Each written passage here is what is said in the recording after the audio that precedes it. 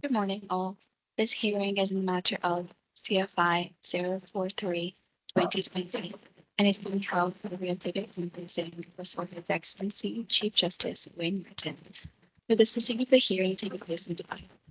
Any orders or directions made during the course of or after this hearing will be issued by the registry in Dubai on the judge's instruction. The claimant is represented by Coacher & Co. Legal Consultants. Lead counsel is Mrs. Zoe O'Sullivan, KC. The fifth defendant is represented by Baker Tilly Corporation for Legal Consultancy. And lead counsel is Mr. P.V. Shaheen. Thank you, Your Honor. Good. Thank you, Lena. Ms. O'Sullivan. Thank you, Your Excellency.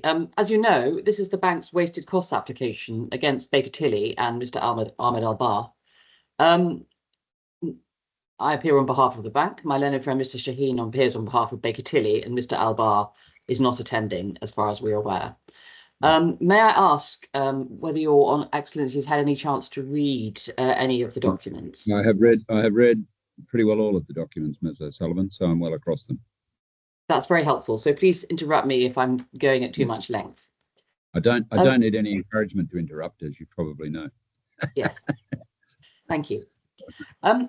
I would begin by observing that this is an important case for the DIFC court, simply because there is no reported case in which the court has given full consideration to the principles which apply to wasted costs orders in the DIFC court.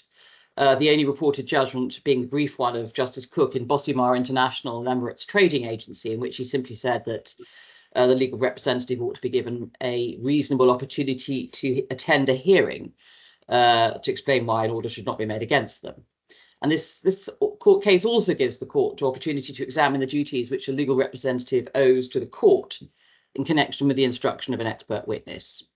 And finally, I'd remind the court that the bank is only seeking to recover those costs incurred following the immediate judgment application against Dr. Shetty, which was heard in January last year, and Your Excellency then gave judgment in March. So, the principles appear to be common ground between my learned friend, Mr. Shaheen, and myself. And the requirements are set out in Practice Direction 4 of 2014, which Your Excellency will find on page 749. And they reflect the English judgment in Riedhal and Horsfeld.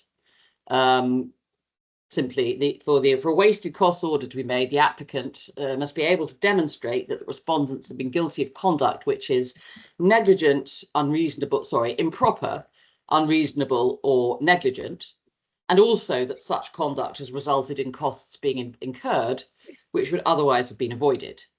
And also, there's a general requirement that it should be fair, just, and equitable for the court to exercise its discretion in favour of making an order. And without going to it, in my first skeleton at page 15, I've referred the court to what the Court of Appeal in Riedhal had to say about what improper, unreasonable, and negligent conduct is. And just to be clear, I would accept the following propositions. Firstly, the applicant bears the burden of proof. Secondly, the application must be merits-based and clearly made out. It should not be abusive. Thirdly, merely pursuing a weak or hopeless claim does not justify a wasted costs order. And fourthly, caution should be exercised in the making of such an order against the legal representative. All those matters are common ground. And I would also submit that the court takes a robust approach to the procedure. As the court said in the case of Mengistu, I won't take you there, but it's paragraph 30, page 853. The court said, it's accepted that the summary procedure for wasted costs is a blunt instrument. It is not suitable for use in every situation where a party to proceedings seeks to criticise the manner in which those proceedings have been conducted by the other side. It requires a certain amount of robustness, and it has to be borne in mind that it must be determined without the need for formal pleading, disclosure, or witness evidence on a summary basis without cross-examination in hours, not days, and at a cost which is proportionate to the sums at stake. Finally, it must be fair, just, and reasonable for the jurisdiction to be exercised. As to the content of the duties of a legal representative, I've set out extracts from the Code of Conduct for DIFC practitioners, paragraphs 24 and following of my first skeleton, page 20. We need not go there. and you'll find the code of conduct itself at page 752. Yes. I'd like to move straight to the facts of this case by looking at the first expert report of Mr. Albar of the 24th of July 2023, which was relied upon by Dr. Shetty at the immediate judgment hearing in January last year. That's at page 89 of the bundle.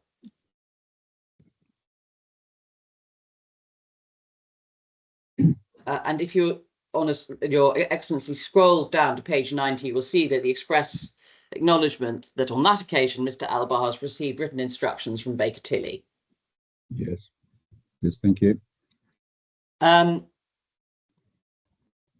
if you look at page 106, you'll see that Mr. Albar has signed a declaration in the form required by Part 31, including, if you scroll down to little g on the next page, that he has read Part 31 and complied with its requirements. Yes. And this report was served as an appendix to the skeleton for the hearing rather than being exchanged in accordance with the rules, but the bank did not object to its submission. Mr. Albar's findings were presented in the form of a table without any reasoning or explanation of the examination undertaken. And if one goes to page 93, it was section 5, cell 5, where Mr. Albar dealt with the personal guarantee, which was the critical document under examination. And what was said there in the right-hand box was that compared to the specimen signature of Dr. Shetty, the signatures do not appear to be genuine and raises suspicious concerns. It may be forged or placed electronically on this document. And also there was speculation. What page was that again? Page 93. Page 93, thank you. And there was also speculation that because the document had been restapled a number of times, that the signature page could have been attached unknowingly. I think he means unknowingly from the point of view of Dr. Shetty, because in my submission, that was quite clearly an allegation of dishonest conduct against the bank, for which there was no support whatsoever in Mr. Albar's instructions, nor evidence whatsoever from Dr. Shetty, who did not provide a witness statement in this action. Now, Sorry, Mr. Albar's... Sorry, didn't Mr. Shetty did provide a witness statement in this action? Not in this one, no. What it was is there was a statement of the defence was signed with a statement of truth by Mr. Dr. Shetty. Right. In this particular case, there was no witness statement. Right, thank you. It's very there are so many. It's indeed in this occasion there was no witness statement, but there was a statement of truth that was on the defence, right. and I can take your honour to that in due course. Thank you. So, as I pointed out at the time, Mr. Albar's views pointed in different directions, because obviously there's a difference between a signature being forged and being a genuine signature, which has been dishonestly added to a document which the witness never intended to sign. But that that allegation of addition at a later time was clearly an allegation of dishonesty against the bank.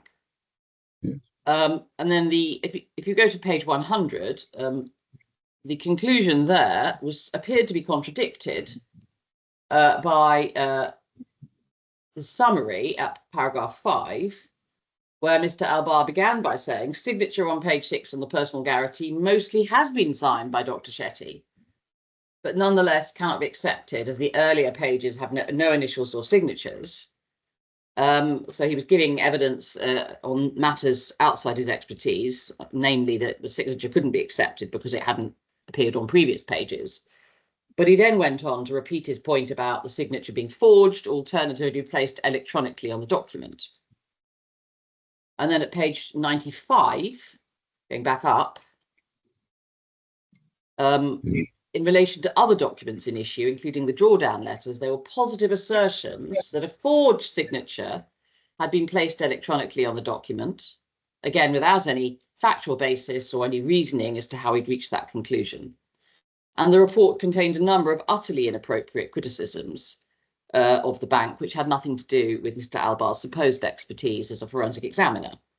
For example, at page 92, he commented that the letter of undertaking, that a number of the documents had not been signed on all the pages, and that the letter of undertaking should have been on the letterhead of the bank. That was page 93. So as the court noted in its judgment on the application, I was very critical at the time of these features of Mr. Albar's report. And indeed, Your Excellency accepted some of these criticisms. And I'm now going to take Your Excellency to your judgment of the 14th of March, and specifically to page 682. Yes. Paragraph 123, you noted that a number of the observations were really directed to banking practice and fell outside Mr. Albar's expertise. And you also noted at paragraph 124 the internal inconsistencies in his conclusions. And just by way of passing, if you go down to paragraph 135 on page 684, Your Excellency referred to the bank's report. At that point, the bank was relying upon an expert handwriting report from a Mr. Abdelmajid.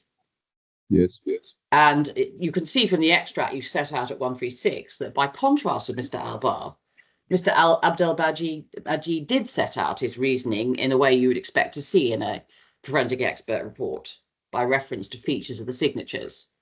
And I make this point because Mr. Shaheen says these two Emirati experts took a similar approach, but it's quite clear that they didn't. Yeah.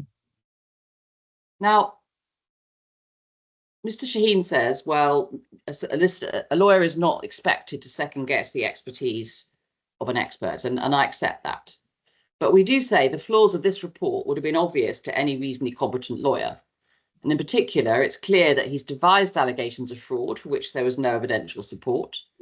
That of itself demonstrates a lack of independence and a lack of understanding of the role of an expert.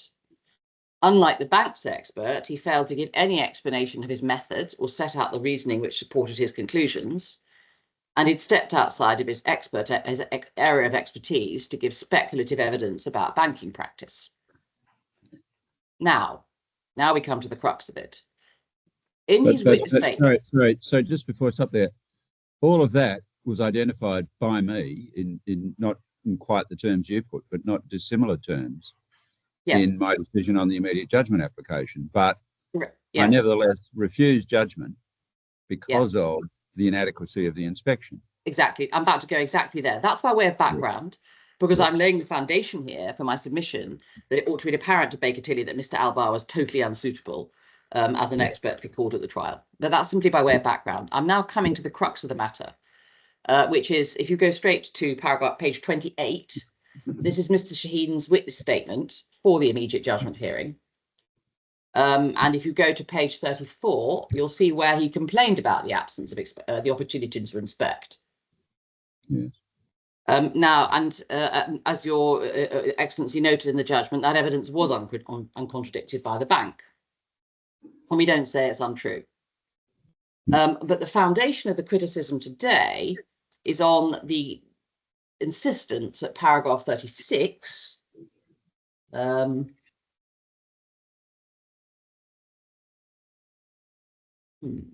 paragraph 27, I beg your pardon, on page 36, that a further opportunity to inspect the originals would make all the difference to Mr. Albar's expert evidence. And so, I mean, I've quoted this from the skeleton, where he says it's certain that if the claimant's counsel had complied with the overriding objective of the DIFC courts and afforded additional time to the expert for inspection, the expert would have reached the same conclusion regarding the signature on the disputed personal guarantee as well. Well, and he went on to say, yes, well, so that was the essence of it. Well, clearly I didn't accept that proposition. Indeed. It's an utterly implausible proposition that you could predict the outcome of a proper inspection. Yes, quite that wasn't the basis upon which immediate judgment was refused. The basis was that there hadn't been a proper inspection. Indeed. But can I just that is true? But may I just say, in my submission, Mr. Shaheen couldn't properly have made that representation unless he'd had a discussion with Mr. Albar about the importance of the originals. I mean, if he was relaying a view from Mr. Albar that he needed the further inspection, then that's something he would have expected to have discussed with him. But there is in neither of his very long witness statements any evidence about his discussions with Mr. Albar about the need for an inspection. But it's obvious, isn't it? In the sense that the only inspection that was allowed was over a period of 2 hours, as I recall, in the bank's office, when Mr. Albar had a large magnifying glass. Well, now, you might have. it's common knowledge that in order to properly examine handwriting, one needs microscopic examination to be undertaken in a laboratory. And so clearly the inspection that was provided was inadequate, and nobody could predict what the proper inspection of a microscopic inspection in a laboratory would have revealed. The issue is that is what a proper inspection would have required. But as we know, Mr. Albar did not carry out a further inspection when he was given the opportunity. But that's my point. You see, the problem that you no doubt have known where I'm coming. I'm having real trouble with the causation issues in this claim. And that's, so in other words, one has to look at the point in time at which the subsequent costs were incurred because the immediate judgment application was dismissed. Yes. In relation to it. So the question is, did the acts of either Baker Tilly or the expert contribute to the immediate judgment application being dismissed? Now, yes, I don't know that I can use subsequent conduct to answer that question. Understood. I mean, obviously you have to be cautious about the benefit of hindsight. I understand that. My point is this, is that clearly Mr. Albar attached no significance whatsoever to an inspection of the originals. As we know, when offered that opportunity, he didn't take it up. He simply relied upon photocopies in his possession.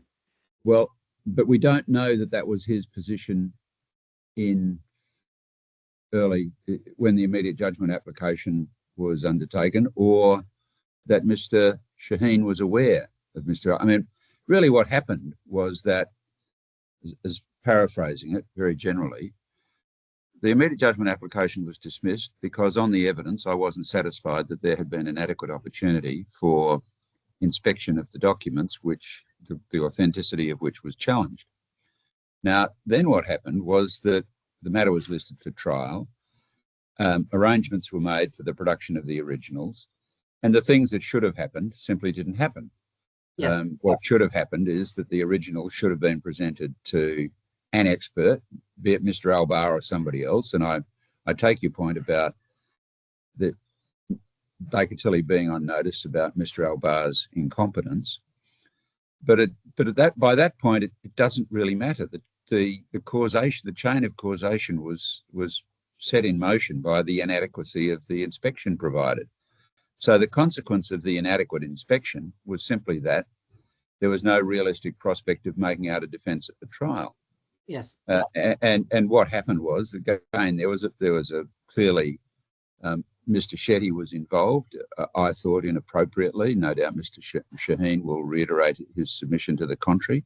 But Mr. Shetty was involved in the direction of Mr. Albar. Mr. Albar didn't understand that a further report was required. And so what happened when the time for provision of that report came was another copy of the first report was served. So then I made directions, because the trial was then imminent, I made directions for the prompt delivery of a report, which didn't involve any further inspection of the documents. Now, but nobody knew that any of that was going to happen back when the immediate judgment application was being heard. Now, my submission is there was no proper basis for suggesting it would happen. You'd expect Mr. Shaheen to put in witness statements saying, well, I spoke to the expert and he explained to me that he needed a further opportunity. And therefore, that's why I made those very strong submissions to the court that there'd been an unfairness in the procedure. But my submission is there was no proper basis for that. It was simply made, as I said, as a cynical ploy to obtain further time. But you carry the burden of proof. You've admitted that. Indeed. You need to show that there wasn't a proper basis for it, don't you? There's no burden. Yeah. Mr. Baker Tilly don't have to show there was a proper basis. You have to show there wasn't. And well, what's the evidence? Sorry. You rely on subsequent events. I do. To establish there was no. Well, that's a bit problematic, isn't it? You've got to then that requires me to find that Baker Tilly and Mr. Albar knew at the time what was going to happen, and the alternative explanation for what happened in the lead up to the trial was incompetence. And, yes.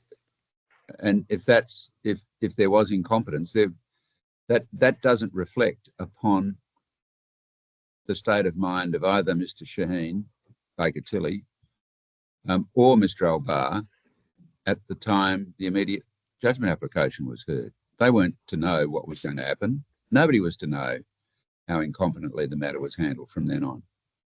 In my submission, there was incompetence at the earlier stage on the part of Baker Tilly, to put it at the lowest, because because of the absence of any proper basis for considering that this expert would do anything with the extra opportunity he was given. I mean, in my submission, what happened subsequently at least raises a case to be answered, and it has not been answered. I mean, Mr. Shaheen should have made a witness statement explaining how he had come to make that statement, whether it was based on discussions with Mr. Albar, whether it was simply an assertion based on the probabilities of inherent probabilities of life. But the representation was made very strongly. There's been an unfair process here. There needs to be, and then your lordship drew the inference that the report would be improved. Well, well, I concluded that a 2-hour examination in a bank in which the expert was not allowed to take away the documents was an inadequate basis upon which to expect the fifth defendant to make out his defence, and that proposition hasn't been challenged. That must plainly be right, mustn't it? The bank's in my submission, not. I mean, no. What's not challenged is that he was only given 2 hours to look at it. But what he, I mean, again, your Excellency is being very generous to Mr.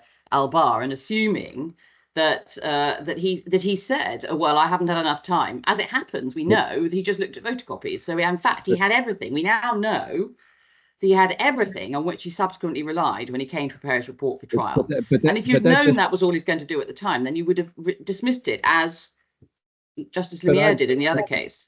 But your proposition is that, amongst your propositions, is that Baker Tilly was incompetent for not engaging another expert.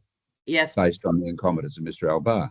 Yes. Well, again, so what may well have happened, I concluded that the bank's refusal to allow the documents to be examined in a laboratory had deprived the fifth defendant of the opportunity of making out a good defence. Now, that was the basis upon which immediate judgment was refused. Yes. After that, and I don't think there's anything you've said that challenges that proposition, because if a proper expert had been engaged, that expert would have required examination of the documents in a forensic laboratory before expressing any opinion. So that the reason the immediate judgment application was dismissed had nothing to do with the incompetence of Mr. Albar or any actions on the part of Baker Tilly, but was solely attributable to the fact that the bank had refused to allow the documents to be taken out of its possession. And that was the cause of the subsequent costs. Very well. Well, that's the proposition I'm putting. Well, that's yes. the proposition I'm having trouble with, and I'm not expressing that as a concluded view. It's a proposition I'm putting up to you so that you have the opportunity to answer it. Well, my answer is that there was no basis for which Baker Tilly could properly and reasonably assume that a further opportunity would make any difference. And there's no evidence that they'd spoken to Mr. Albar, and they knew that he was incompetent, or they ought to have known he was incompetent because of a patently inadequate report before them. And yet it was represented to you without any basis whatsoever that a further opportunity, a further inspection would make all the difference. Well, yeah, all right. I mean, as I said, I mean, you know, if we were in a situation, Mr. Shaheen had come along and said, well, I spoke to Mr. Albar and he told me that it would make all the difference. He'd explained to me that he hadn't had a proper opportunity. But none of this was based on any discussion with Mr. Albar. It was simply made by way of submission from Mr. Shaheen. Yes, all right. And in that case, I will go on then to my. Yes. I simply want to make the point in passing, is that in the absence of that representation, the situation would have been parallel to that in the Punjab National Bank case, where Justice Lumiere said, well, granted immediate judgment because he was not prepared to accept any of the evidence of Mr. Albar. Yes. Anyway, but and he said, well, it's not that I'm conducting a mini trial. There simply isn't any credible evidence which I can give any weight to. I mean, but in that case, yeah. Mr. Albar had full opportunity to inspect, hadn't he? Well, there was no representation made to the contrary. Yeah, that's right. Yes. I mean, we don't know what he actually did. No. Anyway, but okay. Well, so that your Excellency's been through the history of events, yes. But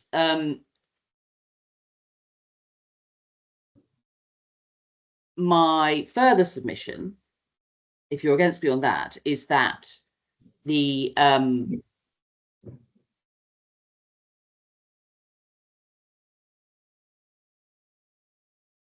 relates to their continued instruction of Mr. Albar after the immediate judgment application, and it should have been obvious to them that his first report was not independent and wholly fell short of the requirements of Part 31. In my submission, well, that left them with two opportunities. Firstly, they could have instructed a new expert. Secondly, they could have stuck with Mr. Albar and explained to him his duties to the court and made sure that he did, in fact, inspect the originals. But actually, what they actually did was leave it up to their client to instruct Mr. Albar, and resulted in a report that was as flawed as the original. And we submit that it's completely unbecoming for Baker Tilly to seek to disclaim responsibility when they were the lawyers on the record. But I'll come to that point in a moment. Yeah. The point is this. But the problem is, so I can accept all of that. Yes. For the sake of argument, but it didn't cause the loss. By then, well, the loss it is in this sense. Because the immediate, and I understand you say, and I understand, as I understand it, your answer to that is, well, if a proper expert had been properly instructed, the proper expert would have given evidence to the effect that the document was authentic, and therefore the trial wouldn't have happened. But that's just speculation. Yeah. We don't know what a proper expert would have done. Well, my other submission is that that they should have withdrawn from the case, and that was the gist of the argument in the Mengistu case. It may be worth looking at a little bit of that. If I could ask you, I mean, the report itself is at page 847. But aren't we now in the territory of the principle, which you've accepted, that merely presenting a case that is doomed to fail does not trigger the wasted costs jurisdiction?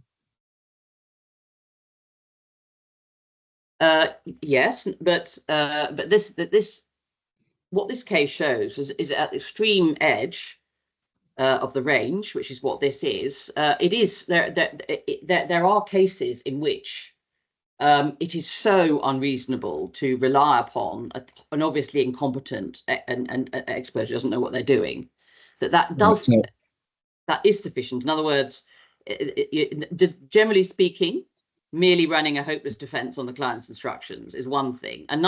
It's another to found a case on a wholly hopeless expert report. And that's why I wanted to show you that this is really within the extreme penumbra of the range.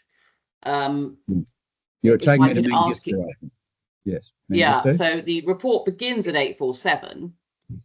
And if you go down to 849, paragraph 12, the judge referred to his own judgment, where he said, it's unfortunate that Mr. Jones, through his inexperience, was allowed to serve such a series of tendentious reports.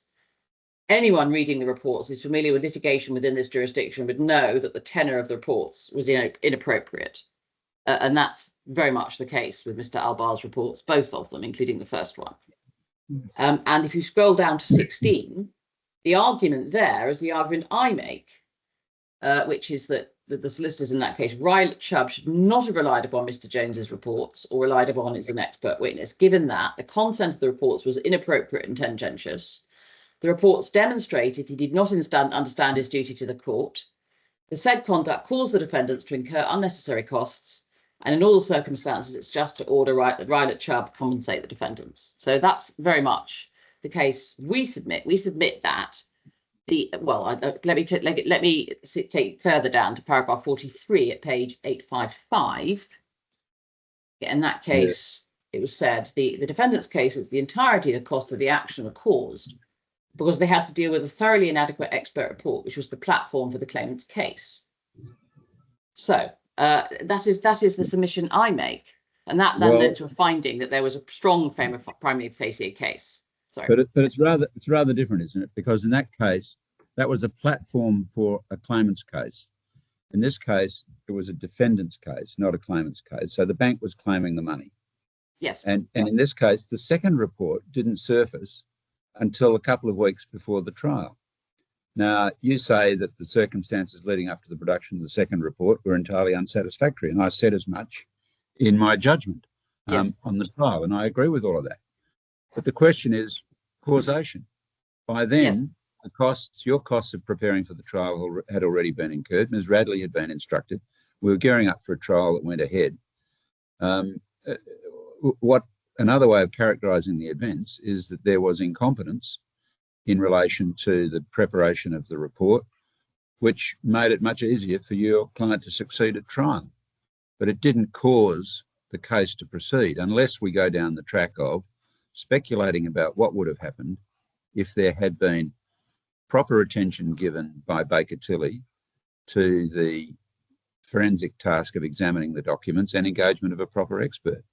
We just don't know if costs would have been avoided if that had occurred, because there have been other cases involving Mr. Shetty in which there have been much more respectable expert reports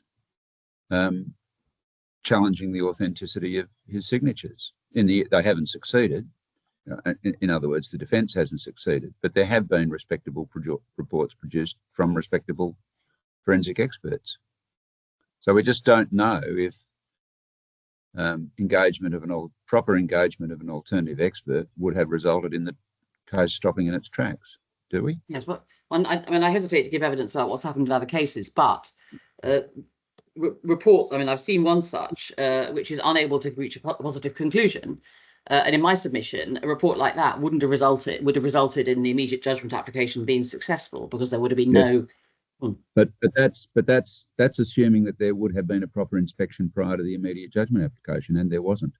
Which goes back to the reason for failure of the immediate judgment application, which was not the incompetence of Mr. Albar. It was the bank's refusal to allow proper forensic investigation.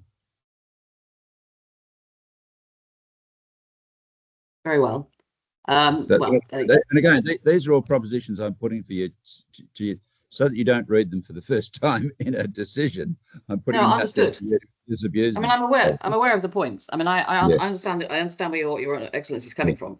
Essentially, I submit that there is a proper foundation here for finding that if Baker Tilly had not had taken proper steps to instruct a competent expert, or had withdrawn from the case, as I submit they ought to have done, because there was no proper evidence to support it, then the costs of following the immediate judgment would not have been incurred.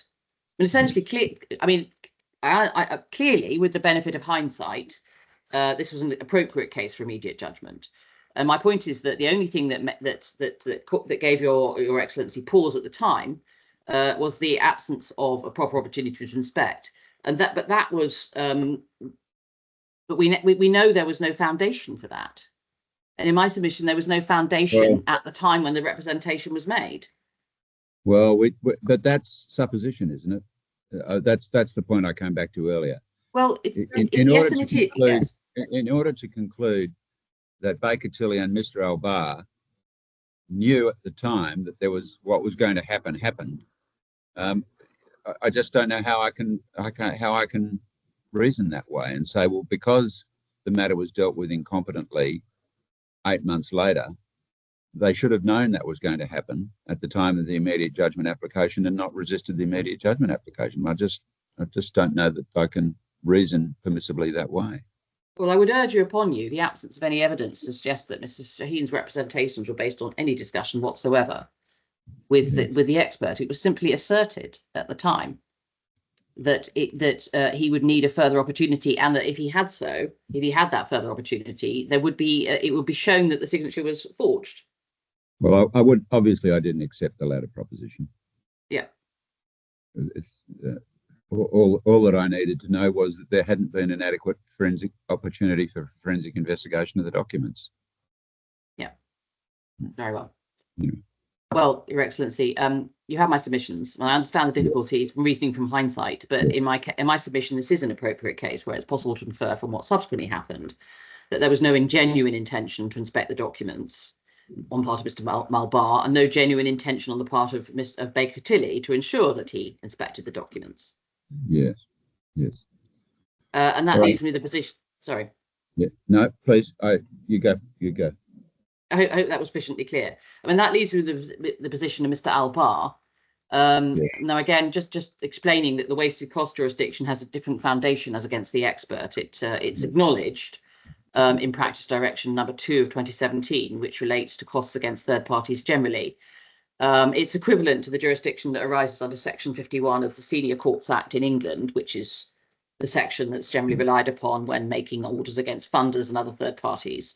And it was also the section that was relied upon in England as justifying making an order against, or considering making an order against the expert in Phillips and Symes. So again, I've set out the principles here. I mean, Phillips and Symes again is one at the extreme penumbra, because there are cases of where it hasn't been held that the high threshold against an expert is met. Walker and TUI being one of those. Again, I mean, I don't want to repeat my submissions, but my submissions are that the rules require. Well, let me take this in a little bit more slowly. So page 764 is rule 31 of the RDC. 764. Thank you. 764 is part 31. And it says the overriding duty of the court is that set out at 31.3. It's the duty of the expert to help the court on matters within his expertise. Yes. And if you go down to page 773,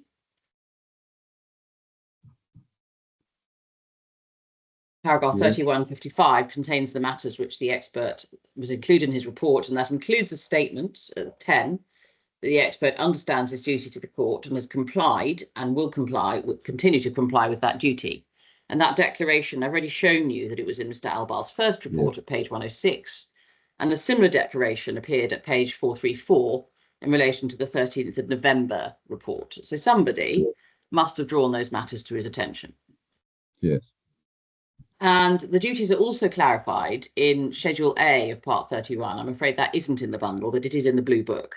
Yes, and that's essentially, that's a reproduction of a protocol which is relied upon in the English courts, which gives very detailed statements of the responsibilities of experts, and itself refers to the decision in Phillips and Symes, where it indicates that a failure to comply with the rules of court may result in a cost order even against the expert. Phillips Symes itself is at page 857. Yes, thank you. And looking at the head note, you can see what's set out. An expert witness who buys evidence causes significant expense to be incurred and does so in flagrant reckless disregard of his duties to the court. And it goes on about no further warning being required. So in my submission, that could also be said to characterize the approach of Mr. Albar in both his reports in this case. And my submission is that his flagrant reckless disregard of his duties to the court led to the costs being incurred subsequent to the immediate judgment application being dismissed. Well, that's pausing there. That's the problem I'm having with the claim against Mr. Albar as well.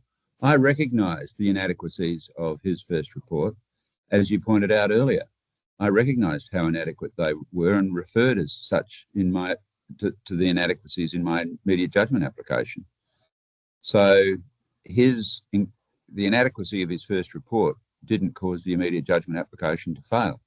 It failed because I concluded on the uncontradicted evidence that neither he nor any other expert had been given an adequate opportunity for forensic investigation. So the incompetence of his first report didn't cause the subsequent costs, nor did the incompetence of his second report, because by then a lot of the costs had already been incurred. The incompetence of his second report simply resulted in your case being a lot easier at trial. So causation is the problem I'm having in relation to Mr. Albar.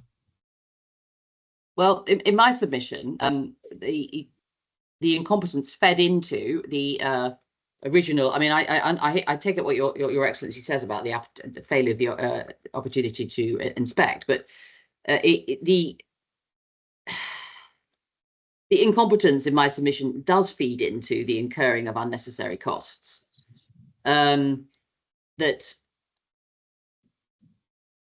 in the absence of that first report, which was wholly incompetent, there would have been no basis for the defendant to assert at the immediate judgment application that there was even the prospect of a defence, and that causal effect carried on throughout, and then was subsequently came to fruition when the expert report, the second expert report, was produced, and that was late in the day. I accept that, but in essence, if there hadn't been that incompetent report in the first place, there would have been no foundation for the because a proper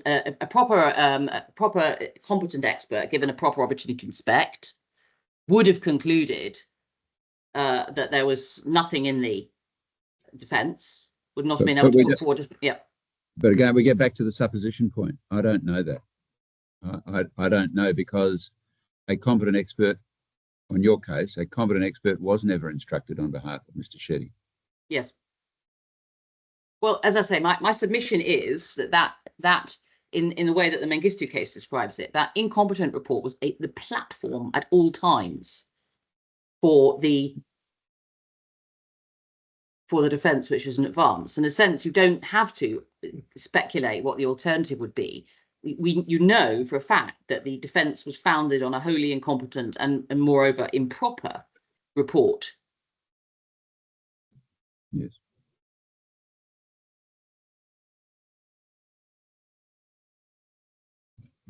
So in my submission, the causation elements are particularly strong in the case of Mr. Albar, because, as I say, his first report was at all times the platform, and his continuing incompetence continued to be the platform for the continuation of the case following the immediate judgment application. And he was clearly in breach of his duties, and it's simply no answer for him to say, well, if somebody else had come along and done done their job properly, there would still have been a trial. In my submission, you have the facts which actually occurred, namely, you had a wholly inadequate report which was never made good, and in that sense, the defence was the report was the platform at all times for the defence, and it was a platform with no proper foundation. The whole thing fell down.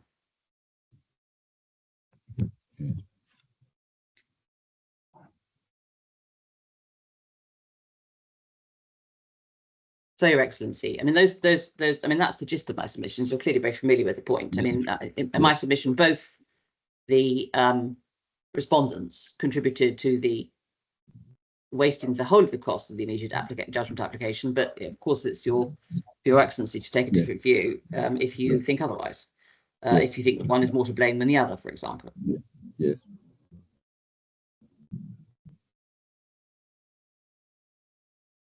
Yes. Anything else, Ms. O'Sullivan? Not at the moment. I'll see what Mr. Shaheen has to say. That's all right. Thank you. Mr. Shaheen. Yes, Your Lordship. This case is a typical example, a paradigmatic instance where the draconian jurisdiction of the court has been unreasonably and irresponsibly invoked with the malicious intention of tarnishing the reputation of a lawyer with 35 years standing in the profession. A firm like Baker Tilly, I've explained what it is in my submission. When I say draconian, I say it with full responsibility. It is not my invention. Well, Mr. Shaheen, I will be much better assisted by you directing attention to the material elements of the claim against Baker Tilly rather than flourishing rhetorical statements about motive. Do you understand? I do understand. The allegations are leveled against me. Many of them are blatant lies, when it affects my reputation, I have to refute. Mr. Shaheen, accusing somebody of blatant lying is not going to assist me in this case. What is going to assist me is you answering the allegations without the rhetoric and without the tendentious allegations. Please bear with me, Your Lordship. Please focus on those matters. Please bear with me, Your Lordship. I will explain one by one. If I said blatant lie, it is with full responsibility. I'll prove at least there are 5.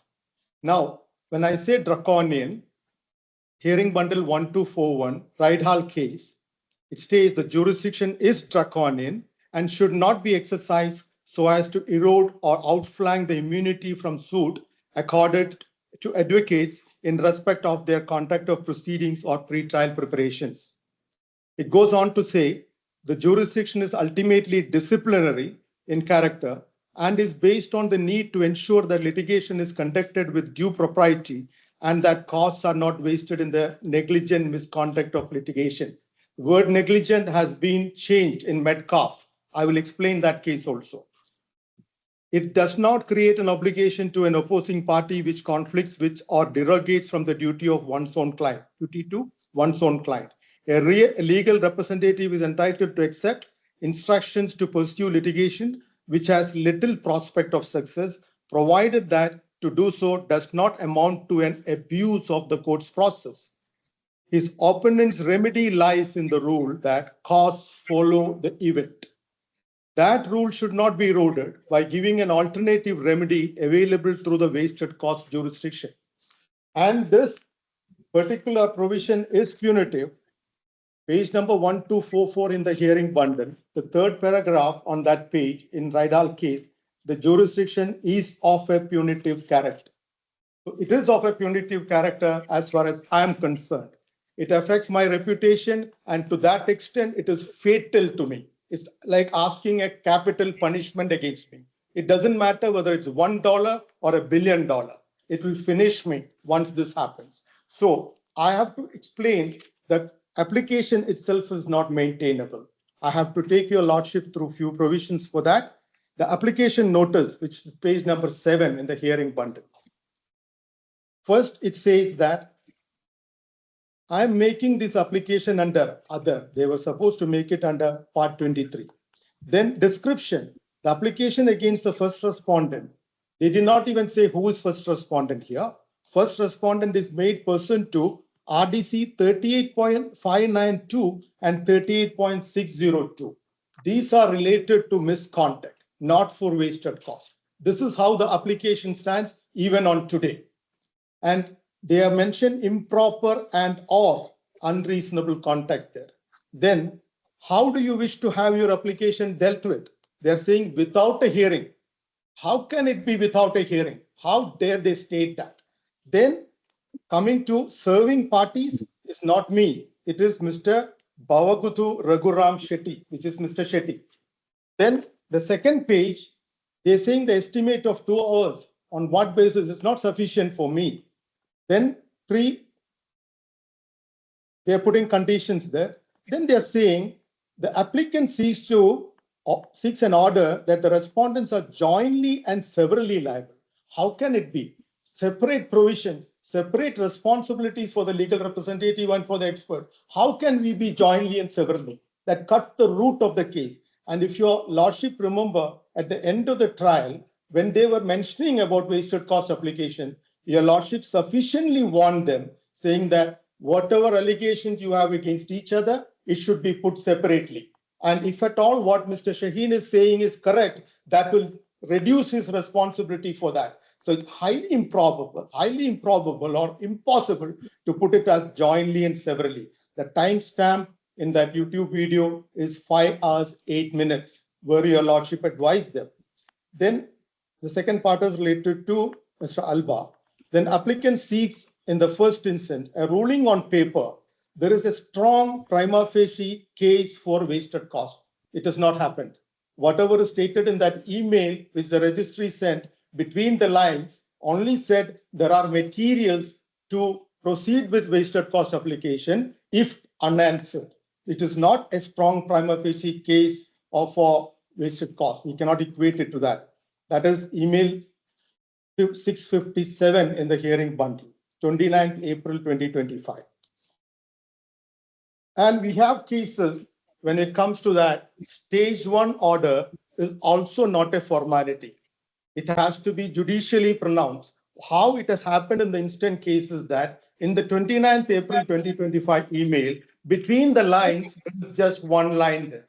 I have judgments with me which runs into 35 pages only for the stage 1, where the stage 1 process was dismissed ultimately. This is the judgment in, I have produced it, Anthony Douglas King. It is called the King versus Stiefel judgment. It starts from 1087 in the hearing bundle. And in the last page, page number 35, it says, accordingly, it is not appropriate for the wasted cost application to proceed to stage 2. It took a 35 pages judgment, Your Lordship. Well reasoned, judicially pronounced, not an email. And in another case, which is Persuade versus Anna, hearing bundle, I have produced it 1027. It says the first stage is no mere formality, but requires the court to exercise its jurisdiction judicially, having regard to the case put by the party seeking an order. A strong prima facie case must be shown. There is nothing like that in this case. Now, coming to the provisions under which they submitted the application, 38.592 and 38.602. Give me the data provision. These two provisions, if I may read to your lordship, 38.59, court's powers in relation to misconduct. It's a completely different provision. Your lordship rightly pointed out that these are not the right provision and asked them, are you interested in proceeding under the different articles which apply to this? It came in the registry's email, same email as well. Now, 38.59 says, the court may, in connection with an immediate or detailed assessment, were only in connection with an immediate or detailed assessment, which is past, long back, the cost orders were passed, and make an order under Rule 38.60. So when can the court make an order under this RDC 38.59? Only in connection with an immediate or detailed assessment, the 38.60 order can be passed. And here it's saying, and it cannot be separately, it cannot be afterwards. 38.591 says, if a party or his legal representative fails to comply with the rule, practice, direction, or court order. So I should have failed to comply with the rule, practice, direction, or court order. It did not happen. This is for misconduct. It never even alleged against me. 2, it appears to the court that the conduct of a party or his legal representatives before or during the proceedings which gave rise to assessment proceedings. It should be before or during the was unreasonable or improper. Then 38.60, where Rule 38.59 applies, the court may disallow all or part of the costs which are being assessed or order the party at default. Order the party at default. Party at default, if at all it is Mr. Shetty. Or his legal representative. It is not and, it is or his legal representative to pay costs which he has caused to any other party to incur. Here, the party has already been ordered under the cost order passed by your lordship. The party, Mr. Shetty, has already been ordered, admittedly, to pay the entire cost, which is coming to $345,000. And that cost order remains. It has never been challenged. There is no room for passing another order against the legal representative because the word used there is, the terminology is clearly or, not and. Now, if at all they wanted to add those provisions which your lordship suggested, which came in the registry's email, 38.83 to 38.87, it is stated in Persuade versus Persuade, hearing bundle it is, sorry, that is not the one.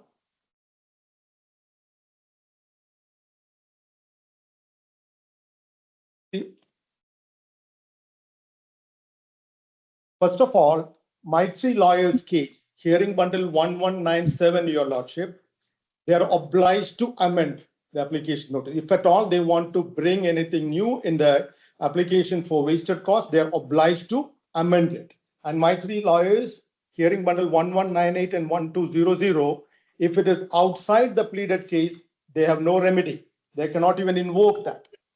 Now, about amendment, first of all, it is coming under the general rules about statements of case 17.36 to 17.50.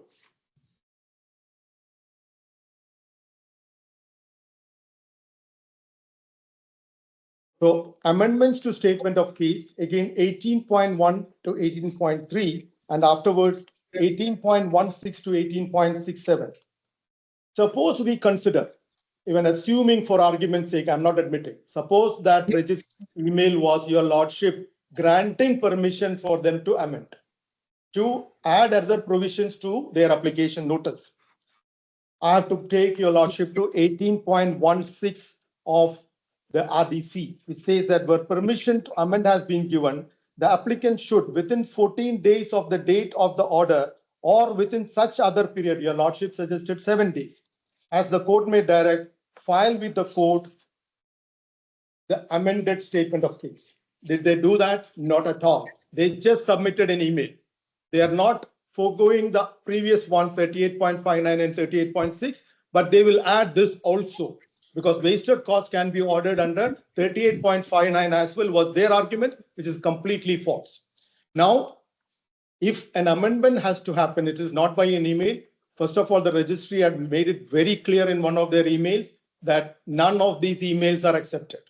These email exchanges will not be accepted. This is clearly stated by the registry. 18.17, a copy of the order and the amended statement of case should be served on every party to the proceedings unless the court orders otherwise. The court did not order otherwise. So copy of the amended statement should have been served on all the parties. 18.19, your lordship, the amended statement of case and the court copy of it should, the word used is should, be endorsed as follows, where the court permissions was required. Amended particulars of client as may be by order of the Honorable Chief Justice, the Honorable Mr. Justice, Mr. Registrar X, Deputy Registrar X, or as may be dated. This is not being complied with. 18.20, the statement of case in its amended form must show the original text unless the court orders otherwise. Where does they comply with this requirement? Now, finally, 18.26, your lordship, all amendments to any statement of case must be verified by a statement of truth unless the court orders otherwise. Not complied with. None of the provisions related to amendment have been complied with in this case. So the application notice as presented, it stands under two provisions, 38.59 and 38.60, not under the other provisions which they try to add later on. So 38.59, I explained clearly how it is not attracted at all. And even if it is attracted, the only way to give a judgment is either against the party or against the legal representative under 38.6. Since an order has already been given against the party, there cannot be any order against the legal representative. It's barred. They did not file an appeal against the cost order. They accepted the cost order, admittedly. Now, one more provision I would like to invite your honor attention, which is 17.44, your lordship. Any legislative provision on which an allegation is based must be clearly identified and the basis of its application explained. Where is it stated? Under the heading General Rules about Statement of Case. The 17.44 of RDC, any legislative provision on which an allegation is based must be clearly identified and the basis of its application explained, not complied with. So that's about the maintainability of the application from the application notice itself. Now, what is it supported with? It is stated that they are relying only, the stated part B, the applicant wishes to rely on a witness statement. This is what is stated in the application notice. And what is the witness statement, your lordship? The witness statement is the 6th witness statement of Ms. Tamim Hashmi. She introduces herself on the first page, nothing else. Coming to the second page, 1.3, in support of the accompanying application. Which is the accompanying application? The application notice. It doesn't refer to anything else. Something else came with that called applicant submission. But later on, in the skeleton argument, that applicant submission is referred to as the applicant's first skeleton argument. So it has to be treated as the skeleton argument according to their own reference. So skeleton argument is not even a submission. Forget about being an evidence. Now, on the grounds that the first respondent caused the relevant cost to be incurred by his improper and or unreasonable conduct, again referring to RDC 38.592 and 38.60, which has no relevance, and 38.60 is absolutely in my favor, which says that when it is ordered against the party, it cannot be ordered against the legal representative. And background. What is the allegation here, Your Lordship? The bank's application for immediate judgment was heard on 15 January 2024. Nobody is disputing that. The court refused to grant immediate judgment for the bank against Mr. Shetty and permitted Mr. Shetty to defend the claim on the issue of whether the signature of the guarantee was genuine. Agreed. This decision was based. Here the trouble, Your Lordship. Here is where they are trying to create the confusion, misleading the court about its own judgment. The decision was based solely on the evidence provided by Mr. Shaheen of Baker Tilly in his witness statement dated 6th October 2023, which alleged that the bank had denied Mr. Alba an adequate opportunity to inspect the original banking documents. What I stated is 100% true, uncontradicted. Even today it stands true, and the court has also accepted that. Give me the first immediate judgment. Now, I need to point out to Your Lordship, it was not solely based on my witness statement or my statement that adequate time was not given, that the judgment was issued against the bank.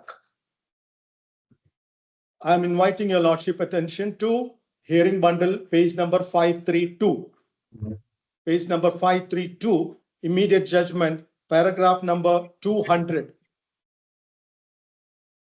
However, as I have already noted, there is uncontradicted evidence from Mr. Shaheen relating to the circumstances in which Mr. Alba inspected the documents and the constraints which those circumstances necessarily imposed upon the terms of his report. As already noted, it is appropriate to determine the application on the basis that between now and any trial, the evidence of Mr. Alba would be clarified and likely augmented. Yes, Your Lordship, that's exactly what I also expected. Then 201, the most important paragraph in the immediate judgment in relation to the wasted cost application. 201 says, can I continue, Your Lordship? Yes, please. I'm just the question posed. Pardon, Your Lordship? It's all right. I was just looking for some papers. It's all right. I found them now. Thank you. Okay, Your Lordship. Thank you. Paragraph number 201 in the immediate judgment application, Your Lordship. The question posed by the criticism of Mr. Alba's report presented by senior counsel for the bank is whether I should resolve the claim against Dr. Shetty by determining the issues with respect to forgery of his signature on the personal guarantee on the papers by comparing the expert evidence adduced on behalf of the bank with the expert evidence adduced on behalf of Dr. Shetty without hearing from either expert. The question was this, Your Lordship. They cannot mislead the court. It is the Honorable Court's judgment. Without hearing from either expert, should I decide or not, was what Your Lordship was discussing. I have concluded that proceeding in this way would, in effect, be to conduct a mini trial, contrary to the principles established by the authorities to which I have referred. Your Lordship had referred to all the principles on which an immediate judgment could be given, even cited Mazrui case also. So the question which Your Lordship had before Your Lordship was that, should Your Lordship decide the case on paper based on two expert reports without hearing them? And Your Lordship decided that doing so would amount to conducting a mini trial, which will be contrary to the principles established by the authorities to which Your Lordship had referred. In the particular circumstances of this case, the possibility that Dr. Shetty might establish that his signature on the personal guarantee was forged cannot be entirely excluded at this stage of the proceedings. Unlike the forgery issues raised on behalf of Neopharma, if it were established that Dr. Shetty did not sign the personal guarantee, that would arguably be a complete defense to the bank's claim against him. if your lordship remembers my witness statement submitted at that time, I gave it in a tabular form what exactly Mr. Alba stated about the crucial documents. Mr. Alba concluded his expert report with a confusing remarks, which learned counsel for the bank presented now. There was some confusion there. In my witness statement, I did not even touch that portion. I said, this is what has been stated in a conclusive fashion. And if he is given an opportunity to inspect it again, maybe that will get clarified as it is shown on the disbursement documents, where he had a conclusive remark. In personal guarantee, it was a confusing remark, so sufficient time was not given. Now, questions were raised. How did I know? How did I discuss with Mr. Alba? It's obvious, your lordship, I was present with him during the inspection at the bank. I was watching it, one camera and a magnifying lens. This is not an expert examination of a forged signature. So he had to take it to his lab. And what happened during the examination before the Honorable Court, what was happening, if your lordship recollect? In the beginning of the trial, your lordship, when I appeared before the court, and with all honesty, integrity, I stated that Mr. Alba has informed me that he will be coming only by 2 p.m. because he is going for an award ceremony.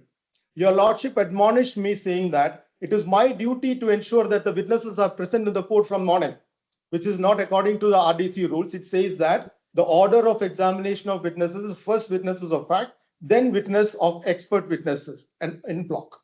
But there was no time fixed. But still, I requested, but your lordship was quite upset with me. And as I was being admonished and lectured on that day. So that is how we started the trial.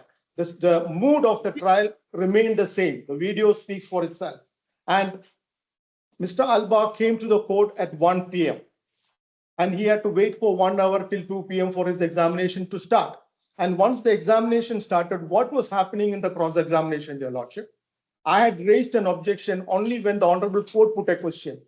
Most of the questions were intimidating, the questions were misleading, the questions were threatening, and the questions were hypothetical. Mr. Shaheen, what's this got to do with the application before me? Yes, it has a lot to do with the application, your lordship. Why? I'm explaining, your lordship, please bear with me. Many of the excerpts from the witness testimony were quoted in your lordship's judgment, which is contrary to the truth. But the witness did say that. And I did say that misleading questions are being put, facts which the bank knows are false to their knowledge itself. The misleading facts were presented in such a way. Nobody had a case, your lordship. Well, Mr. Shaheen, if you make serious allegations like that, you need to be able to substantiate them. When you say the facts were misleading, what are you talking about? You have duties as an advocate. Your duty as an advocate is not to make unbridled allegations of falsity. If you're going to say things like that, substantiate them. I take full responsibility for what I was saying. I raised the objection at timestamp 3 hours 8 minutes. This is right. The time. What do you say the bank? What do you say the bank misleadingly put before the court? I will explain. Give me a chance. I'll explain. The bank's counsel was asking question from July 2023 until now. You had all the papers with you. You examined it at that time. You never had a chance afterwards. This is the kind of question. Does the bank have a case that the documents went out of the bank in July 2023? Never. Never. This kind of question. The expert got confused with the year. Whatever he said was correct, but he totally got confused with 2023 and 2024. This is what happened. And then I was explaining it, and your lordship did not believe me. Your lordship believed the expert's testimony, which is under oath, and I'm not bound by that judgment. I'm not a party to that judgment. I have precedent stating that. So here, this is why I have to clarify why such answers came to the court, why such testimony came to the court, exploiting the witness's lack of proficiency in English language. If your lordship remember, he wanted to come with an interpreter. All of a sudden, he came without an interpreter also. So in that, but that was your responsibility, Mr. Shaheen. He was your witness. If he needed an interpreter, you had the obligation to arrange that. This is so don't blame others for that. That's your responsibility. I'm not blaming anybody. I just pointed out an instance. I did not say it was bank's fault that he came. Something for which you were responsible. He was your witness, and if he needed an interpreter, you had to provide one. He came without an interpreter. He said he's bringing. Why wasn't that your responsibility? It is nowhere stated in the RDC that I have to arrange an interpreter for the expert appointment. Your counsel for your client, when you call a witness, which you did, if he needs an interpreter, it's your obligation to provide one. And if you don't, that is professional. That is a breach of your professional duty, Mr. Sheen. If you don't understand that, you don't understand basic principles. If I don't understand basic principles, it's your lordship statement. I don't accept it. And I don't understand under which provision of RDC am I obliged to appoint the interpreter for the expert. It's a fundamental principle of common law litigation that if you call a witness who doesn't speak English, the party calling the witness has the obligation to provide an interpreter. That is basic, Mr. Sheen. If you don't understand that, I don't know why you're practicing before this court. That's up to your lordship to decide, but I will tell you, he speaks English. He spoke in English before the court also. His English what are you complaining about the lack of an interpreter for then? I'm not complaining. What has this got to do with the case before me today? I did not complain, your lordship. I did not complain. I just I don't understand your submissions then, Mr. Shaheen. Please listen to me, your lordship may understand. I only said he wanted to come with an interpreter. To that extent, his English language is limited. Then he preferred to come without an interpreter. But his lack of proficiency in English language was exploited. This is the complaint. They should have shown some mercy to the expert. Okay, not exploited, not put misleading questions to extract false information, which they know are false. Why I did not ask any questions in the re-examination? Because the documents speak for itself. The documents speak for itself. Nobody has a case that the documents went out of the bank in July 2023. He was very, very much confused, and I pointed out to the Honorable Court during my closing submission, this witness is confused. He's confused with the data, and I stand by that. This is what happened. Now, the allegation in the witness statement of Ms. Tamim Hashmi, the immediate judgment application got dismissed solely based on my evidence that the sufficient time was not given, is incorrect. There is clear stipulations in the immediate judgment, paragraph 201, which I read, why your lordship dismissed it.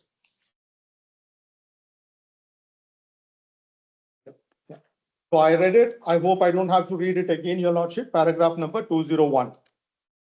Why it was dismissed. If your lordship had compared the two expert reports and given a verdict on paper without hearing them, that would amount to a mini trial. That was the reason. So this statement, solely based on my evidence that the sufficient time was not given, is false. Now, coming to the first submission, applicant submission, each and every paragraph I can prove is false.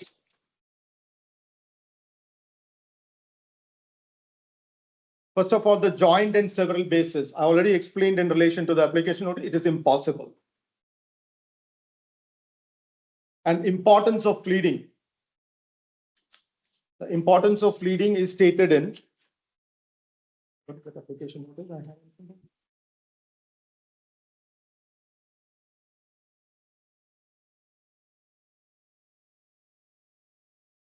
My three lawyers in hearing bundle 1198 and 1200. Anything what they want to bring against the counsel for wasted cost, it must be specifically pleaded. There's nothing pleaded. Only thing pleaded in the witness statement, which is attached to the application notice, is false also, solely based on this, which is not true. The bank submits that the honest lies. What are they stating in paragraph 2 of their submission, the first skeleton argument? The bank submits that the honest lies on each respondent to show that the other respondent was wholly or partly responsible for the incurring of a particular aspect of any wasted cost, shifting the burden of proof. Totally baseless. The honest lies on the respondent. Who said this? Every case cited, I have cited several precedents before your lordship. Every precedent says the burden of proof remains on them, heavily on them. And I will read one portion from Right Hall, which they have quoted. Where the responding lawyer is required to show cause, which is happening now. Why an order should not be made? The burden of proof does not shift away from the applicant. Even when I am asked to show cause, the burden of proof does not shift away from the applicant. It's very clear. And what they have stated is totally absurd. He must establish, he means the applicant must establish his case and even where the court is satisfied as to contact and causation, it must nevertheless consider whether to exercise the discretion to make the order and to what extent. Complex disagreements between client and advisor are more suitably dealt with by professional disciplinary machinery. Complex allegations made against a legal representative by his opponent are better dealt with on taxation, and the circumstances when a trial judge is concerned to investigate a lawyer's conduct throughout a piece of litigation should be rare. The burden of proof is heavily on the applicant, and they are trying to shift it by saying that the onus lies on each respondent to show that the other respondent was wholly or partly responsible. They expected us to fight, the expert and the lawyer to fight with each other, blame each other, and take advantage of that. And a big favor concession being given to us at the end of the paragraph number 2. In short, if one respondent wants to blame the other, they should adduce the evidence and rely upon. What a privilege being accorded to us. And then under the heading application against Baker Tilly, the observations are wrong about they went into the website, found some other Baker Tilly, and they put all which is clarified. They admitted it was a mistake, but it was irresponsible to make such statements. They should have been more careful. Now about 38.59 and 38.6, I explained already. It is or either the party or the legal representative, not both. The party has already been ordered. No order can be passed against the legal representative. Further, paragraph 9 of practice direction number 2 of 2017. They're saying DIFC court has inherent jurisdiction to make a cost order against third parties, including funders, where the court deems it appropriate given doesn't apply to legal representative. Legal representative, there are specific provisions with the neither the bank nor its counsels were aware of. Your lordship had to point out, and the registry had to write an email for that. And it's not applicable in this case, whatever they have quoted here. There is yet no jurisprudence on cost orders against legal representatives in the DIFC court. Completely false, your lordship. Completely false. I'm going line by line here. The judgment given in Carl Sebastian Greenwood and Isa bin Haider advocates and legal consultant, where your lordship was also involved. They even requested that the claim be heard in private. I am requesting the claim be heard in public. I want to set the rules right. I want your lordship to pass. I request your lordship to pass a judgment which will be in the standard of right heart, which will pave the rules for any future action for wasted cost in this territory. Here, hearing bundle 1280, your lordship, paragraph number 2. The allegations are of the utmost seriousness against the first defendant, first of all. Allegations were unceremoniously abandoned. I'm just telling the circumstance which your lordship must be very much aware, because your lordship decided this case, the Greenwood case. Carl Sebastian Greenwood was arrested in Thailand in 2018 for his part in a multi-billion-dollar cryptocurrency fraud. 20 years in jail. He was sentenced to undergo 20 years in jail by a federal court in the Southern District of New York, wire fraud and money laundering, and ordered to pay approximately $300 million in forfeiture. Then it is stated on 15th March 20, Justice Wayne Martin, as he then was, found that FMLA and Sean Morgan had committed breaches of the mandatory code of conduct for legal practitioners in the DIFC court. Already there is a finding, and ordered that they were to be publicly admonished, fined, and removed respectively from the list of firms registered to represent parties in proceedings before the DIFC courts and the DIFC courts register of practitioner. Such serious misconduct, and they were removed from the registers. These are in a way kind of prerequisites for going for a waste cost order. I will explain why that should be the last resort. Now, Justice Martin described Morgan, paragraph number 7, a charlatan who has not established an entitlement to practice law in any jurisdiction. He is dishonest, completely lacking in integrity, and a fraudster. As for FMLA, he found FMLA assisted Mr. Morgan in the preparation of his attempts to deceive the court and the clients of the firm in circumstances in which the firm must have been aware that there was a serious question in relation to Mr. Morgan. Mr. Shaheen, how is this at all relevant to the issues that I have to decide? The threshold, what happened in this case, only case in the DIFC court where wasted costs were ordered, where the learned counsel for the bank said there is no precedent. There is a precedent. That statement is false. And the precedent set this threshold for that. The firm provided forged and fraudulent documents to the court. The firm provided forged and fraudulent documents to the court. No such allegation here. Even if all the allegations, what they have made against me, if it is accepted also, it's like a traffic offense if this case is like a terrorist bombing. Now, page number 1281. The sums held by the defendants were the proceeds of a crime. He went on to make serious allegations of impropriety against the defendants based on matters of which he could have no personal knowledge. Then, paragraph number 22, the funds which the defendants are wrongly claiming never belong to the claimant, in direct contradiction to the statement of claim, contradicting statements being made. Paragraph number 23, it is undeniable that the defendants were always materially aware that the funds they have falsely claimed as fees do not belong to the claimant. Paragraph 27, Franklin Morgan Legal Advisory has been removed from the list of firms registered to represent parties in proceedings before the DIFC court. So that is the level, that is the seriousness of that case. Now, HFW responded to paragraph number 30, and below that, we are still unclear if Mr. Carl Greenwood is aware of these proceedings. He's saying that suppose I had initiated proceedings on behalf of Mr. Shetty without his knowledge. That's the way this case was conducted, Greenwood case, let alone providing instructions.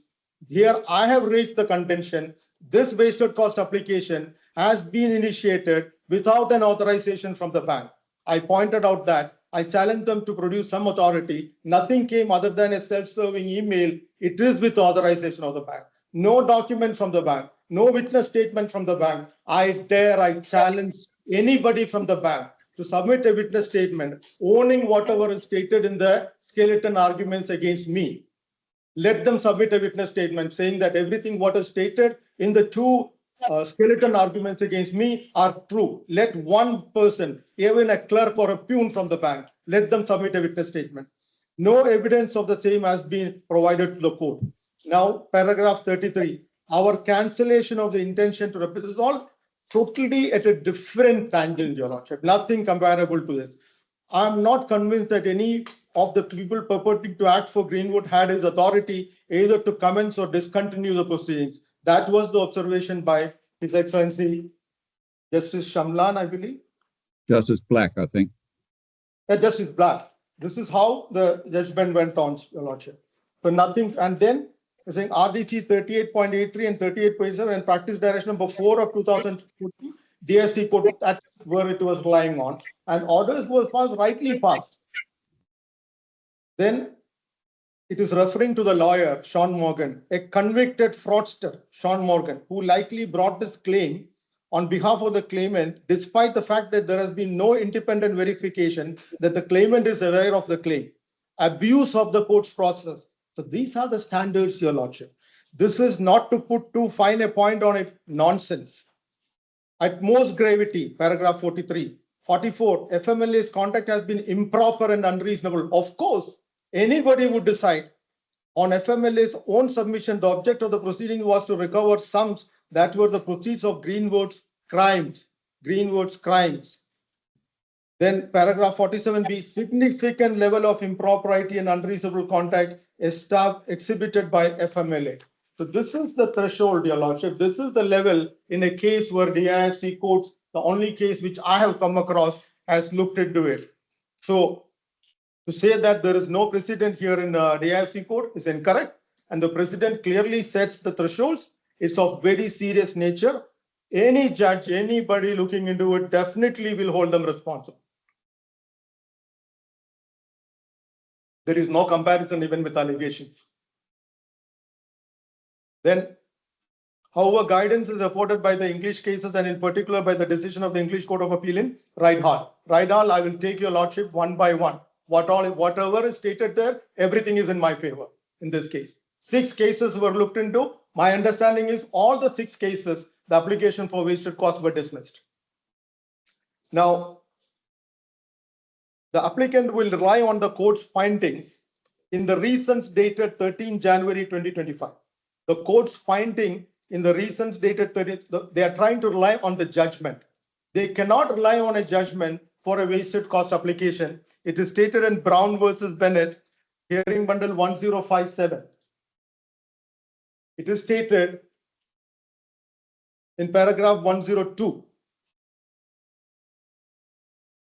There are obvious dangers in considering an application for wasted costs based on what happened at trial and on what was contained in the judgment. So they cannot rely on a judgment because it will promote hindsight, as your lordship was rightly putting to the learned counsel. And then again, there is an obvious risk of unfairness to them if their conduct is judged backwards from the date of trial rather than forwards from their first instruction. Your lordship was pointing out all this to the learned counsel, and it is all part of a judgment. I have produced it before the honorable court.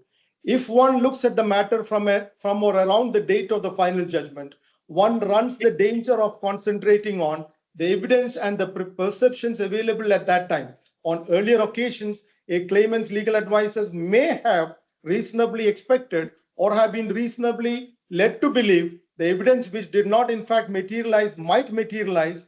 Indeed, they may have been given apparently reliable information which could not be used at trial, either because that evidence turned out to be unreliable or unavailable, or because it was privileged. All the information, whatever happened between me and Mr. Shetty as his lawyer, okay, it is all privileged.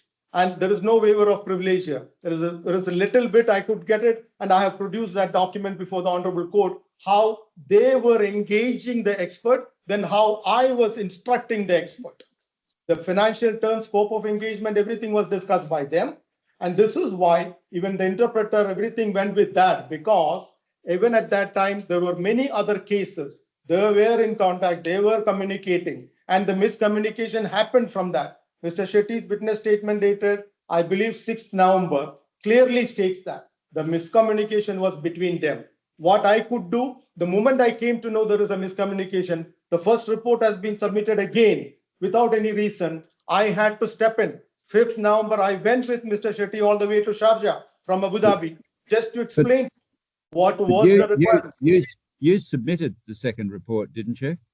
What choice did I have, your lordship? Last minute on the day in the morning, I'm getting the first report. Then I submitted the second report afterwards. Well, why were you are responsible for the preparation and presentation of your client's case, and you did nothing. You did nothing until you were presented with another copy of the first defective report. That's not discharging your professional responsibility to anybody, not to your client or to the court, Mr. Shaheen. You just did nothing. Please don't make sweeping remarks, your lordship, before hearing me. Hear me out first. All right.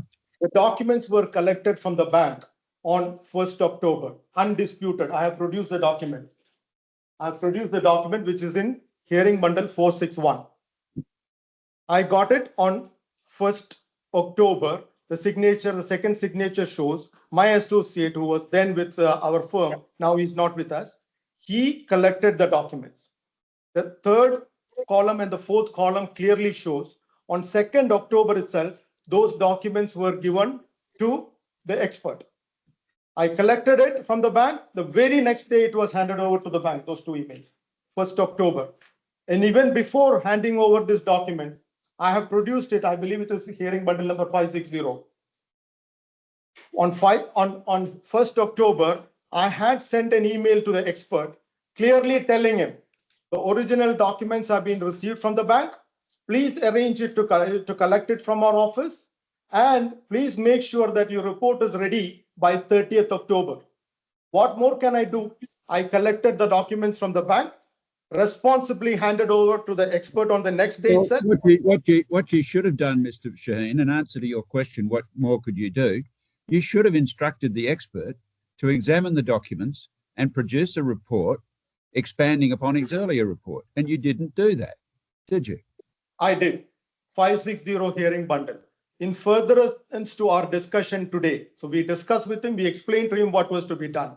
We request you to please collect the original documents from our office in Dubai tomorrow, 2/10/2024, keeping in mind that the preliminary report will have to be submitted on 30th October 2024. I clearly instructed him. Well, did you Same day speak to when I him? collected the Is there any documents. evidence that you spoke to him? I spoke to him, it's written in furtherance to our discussion today. All right. Not me, one of our associates in the office spoke to him, explained to him what is required. Everything was explained to him. And then said, collect the documents on 2/10, and your report has to be submitted on 30th. And the next document in the hearing bundle, Your Lordship, I have gone beyond my responsibility. 23rd October, I'm writing to him, please ensure that your report is ready. The date is coming close, it is 30th October. I discharge my responsibility and much more. There was no confusion when I was communicating with him. The confusion happened because of the communications which were happening between Mr. Shetty and him, which was behind my back. I was not party to that. I had to maintain my integrity, honesty, and independence to ensure the independence of the expert also. I don't meddle with his way of preparing his report. I don't sit in his lab. I have met him only 2 or 3 times in my life. For the purpose of this case, only twice. One was in the bank because I was obliged to follow him, go to the bank's office and to inspect that. When the inspection was happening, I was sitting at a distance there. Then the second was on 5th November when Mr. Shetty said, I'm unable to convince this man. There is a lot of confusion and miscommunication. I need your help. Please come with me. I went with him. And there were confusion between them, even with respect to the fees payable, the scope of engagement, everything. He thought that his engagement was for a case where the judgment has already been issued, his responsibility is over. But on 5th November, when I visited him, he had all the documents with him. From 2nd October, which is proven on document now before the court, that on 2nd October, I had handed over the documents to him. He was having all those documents from 2nd October until 5th November, 33 days in his lab. And he returned the documents to me on that day, 5th November. So I asked him, don't you need the document? No, I have already completed my inspection. Microscopic examination, everything has been done. This was his statement. I took back the papers. On the same day, I returned it to the bank. I did not keep it with me even for a day. 5th November itself, the documents were returned to the bank. This is the truth. And what has been alleged, what was asked in the witness box, on July 2023, you had all the documents with you. You did not do any inspection. And then Mr. Alba is saying, I received the instruction to prepare the report only on 5th November 2023. He was so confused, 5th November 2024. That is what he stated. That is why I was saying he's confused, because documents I have, I'm witness to that. I had given him the documents on 2nd October with an instruction on 1st October 2024, clearly stating 30th October, your report should be ready. Maybe he's poor English, maybe something went wrong in his reading the email, I don't know. But the miscommunication, Mr. Shetty has owned the full responsibility because it was between them. The confusion was created there. And the confusion was created with the bank's counsels also. I will show witness statements of Mr. Tamim Hashmi. The 5th witness statement, I believe. The 5th witness statement of Mr. Tamim Hashmi, which is in hearing bundle 1289. Hearing bundle 1291. On 9 September 2024, Mr. Shetty's witness statement was submitted, supported by an expert report dated 24 July 2024. It was 24 July 2023. So this confusion with the years was always there. It is there in your lordship's judgment also, in some places. I will point out that. The facts have been distorted through misleading questions put to the witness when he was in the box, exploiting his poor proficiency in English language. Intimidating, misleading questions were asked. And those statements that from July 2023, the expert had the documents with him, absolutely false. False to the knowledge of the bank, has been repeatedly stated, even in the argument notes, skeleton argument submitted to the court. And despite me producing these documents, these evidences, 460, 560, 561 in the hearing bundle, the emails, the receipt, everything, they have not withdrawn. They did not have the courtesy to withdraw one single allegation. They just supplemented that skeleton argument with another one. At least after that, I thought that they will have the courtesy to withdraw it. Today, I was expecting that they will say they are not pressing their application against me. After seeing my witness statement, I have taken full responsibility. Whatever I have submitted before this honorable court is through sworn affidavit kind of witness statements. And I stand by every single sentence. They did not dare to do that. They didn't have that courage to do that, despite me challenging them. The bank, none of the bank employees did that. I would have taken them to task if they do it. Now, the word negligence has been used here in paragraph 8, Rydal, when it remains the leading case in England. But the word negligence, how it has to be interpreted, has been modified later on in Metcalfe's case. Metcalfe's case is much later. Actually, it came in the year, when was Metcalfe's case?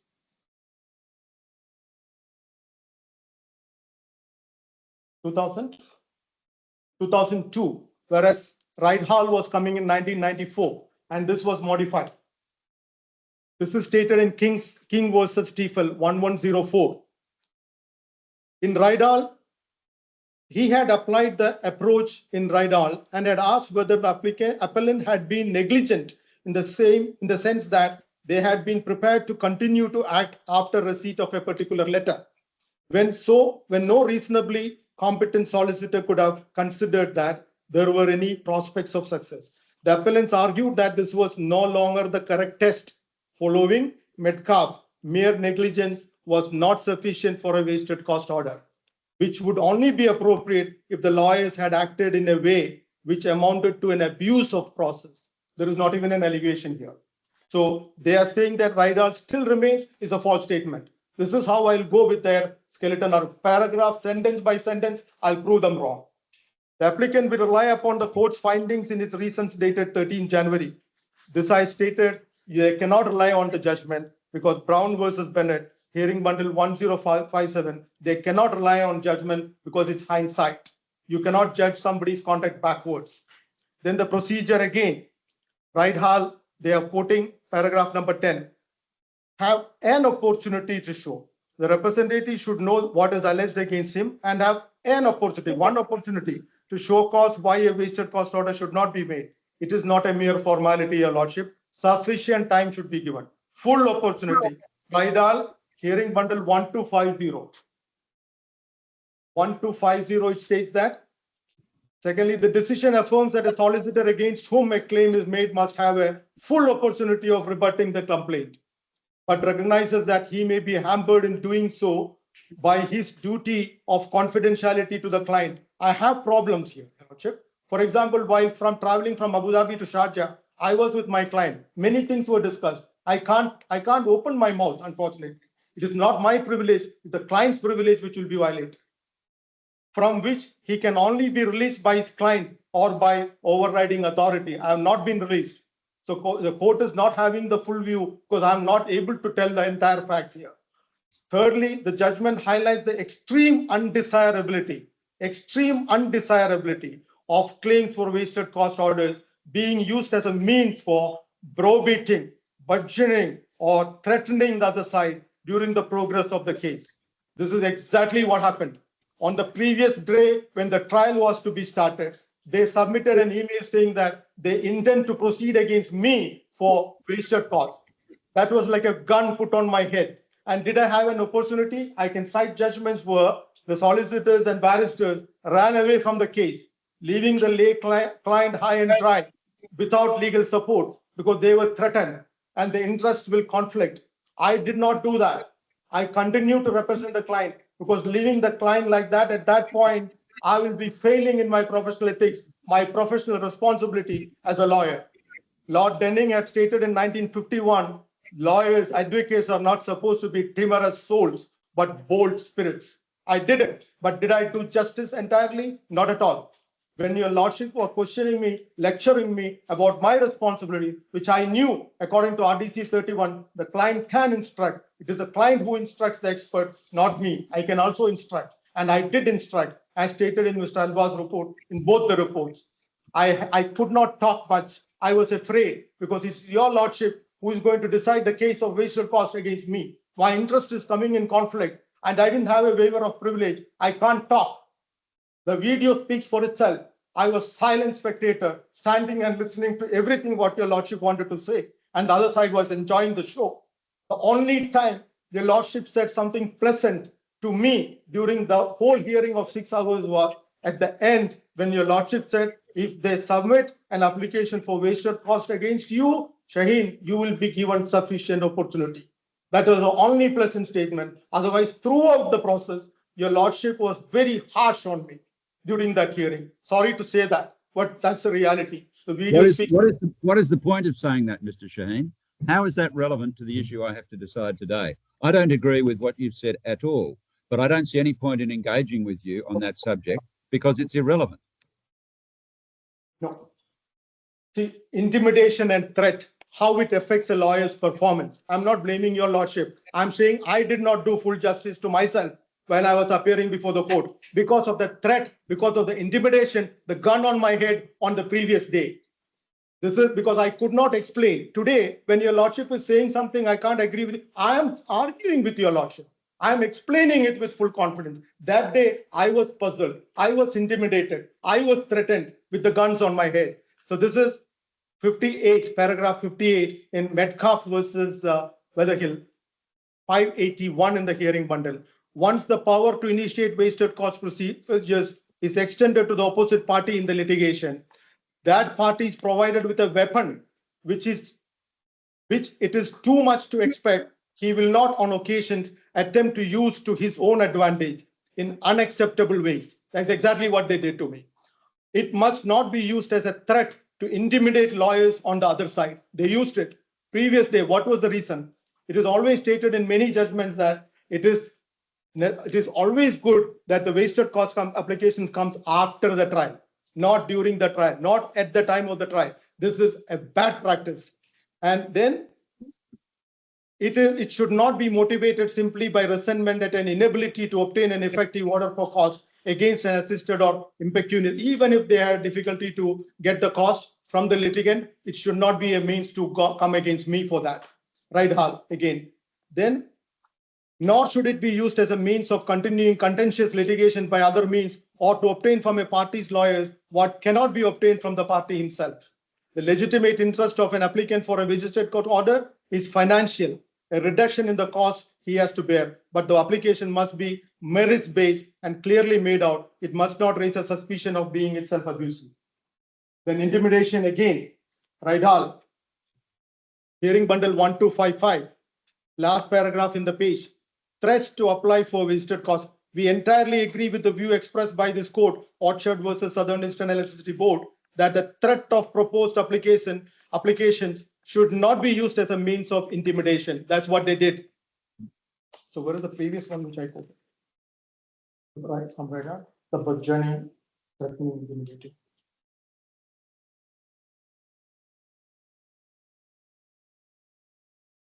Before that, I said something. So it was used as a weapon against me. It affected my performance before the court. I would have withdrawn like many other barristers and solicitors had done. But last minute, I'll be doing grave injustice to the client and I'll be failing in my professional duty to him. That is why I continue.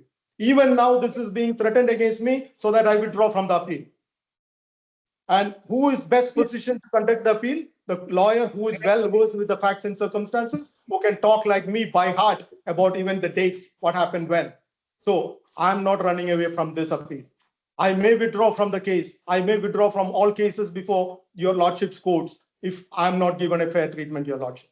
My family is advising me. My mother was frightened. My wife was frightened. The way I was standing in front of the court on that day. This is not Shaheen. This is not how you are. Why you want to appear before this court? That was a question raised to me. Sorry for being personal. Now, coming to Raidal. So that is, I already cited HB 1250. HB 1250, give it me once again. I'll just re-emphasize that. The decision reaffirms that a solicitor against whom a claim is made must have a full opportunity of rebutting the complaint, not an opportunity, full opportunity. But recognizes that he may be hampered in doing so by his duty of confidentiality to the client. We are all lawyers basically, and we know what it is, from which he can only be released by his client or by overriding authority. Then the judgments highlight the extreme undesirability of claims for wasted cost orders being used as a means for browbeating, budgeting, or threatening the other side during the progress of the case. It happened in the case here. And I'm a victim of that. Paragraph 11 in the skeleton argument, the first one, page number 18 in the hearing bundle. The English cases show that the court should adopt a two-stages approach. At stage one, the applicant must... Mr. Shaheen, we've been all over this. You've addressed me on this earlier. Why don't you get to the real issues in the case? And there's no point in reading your skeleton argument to me. I've read it. My skeleton argument, Your Lordship. I'm reading their skeleton argument. Point by point, I'm saying what they said is false. How much longer do you think you'll be? I need time, Your Lordship. I need sufficient time as stated in all these judgments. How much time? It has to be, Your Lordship, because it is capital punishment against me what is being alleged. No, I'm asking you how much time do you think you need? Can you answer that question? 2 hours uninterrupted. All right. Well, you've had an hour already. Not really. Almost. Yes, Close to you that. have. It's all right. The applicant must persuade the court that there is an apparently strong prima facie case for the making of an order. This was not done, I already explained. If the court is so satisfied, it will proceed to second stage 2. So, Rydal HB, hearing bundle 1256. It explains under the rules, the court itself may initiate the inquiry whether a wasted cost order should be made.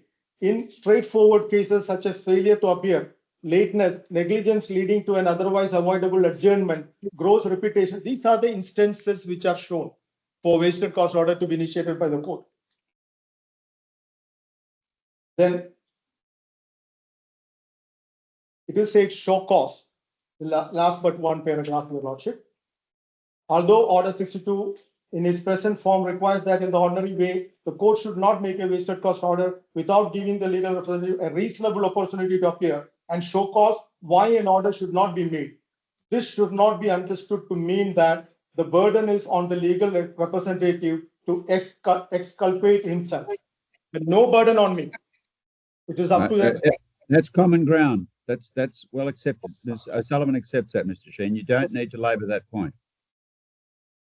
Then discretion, it's stating, it's dependent at 2 stages on the discretion of the court. Both stages are discretion.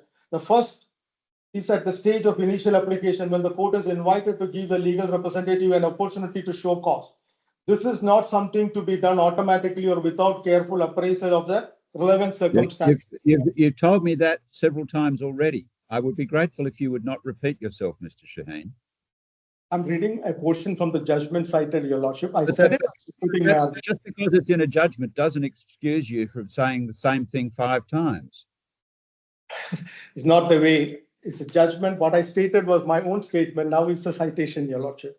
And but you took me to judgments at the start of your address. You took me to judgments on the same point.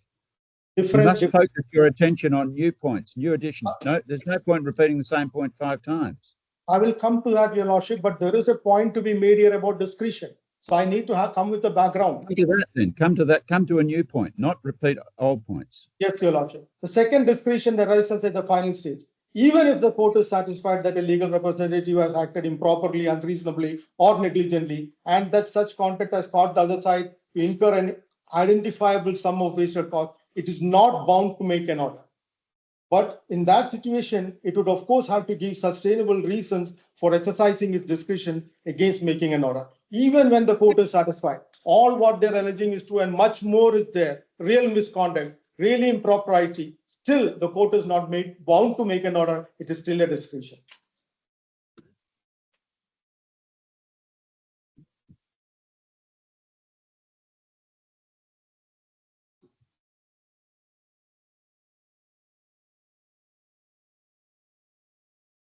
And the 3-stage test, Learned Counsel for the bank explained. First is, has the legal representative of whom complaint is made acted improperly, unreasonably, or negligently? The only allegation pleaded is, I stated in the expert review that in my witness statement that the expert was not given sufficient time. If he is given sufficient time, he may confirm that the personal guarantee is also having an electronically similar to what is stated in the disbursement notes. This is what I stated in that. Nothing else. And when that was not pleaded, only stated as sufficient time. This is what is pleaded. If so, did such contact cause the applicant to incur unnecessary costs? Not at all, Your Lordship. The dismissal of the immediate judgment for other reason, which I already explained, I don't want to repeat. If so, that it does not arise at all for consideration. Is it in all circumstances just to order the legal representative to compensate the applicant for the whole or any part of the? Where is the question of compensation coming here? There is no loss. The immediate judgment application was dismissed for valid reasons. And then the only option was to go for trial. The trial was supposed to be two days. Since Mr. Shetty did not appear as a witness before the court, it was concluded in 1 day. Cost was saved, not increased. And the judgment, the expert report, though made a mistake due to confusion, was submitted within the time allowed. Even the trial dates were not postponed. The trial date remained the same as exactly what was done. Now, they're explaining improper contact, unreasonable contact, all that. I don't want to take a lot of time on that.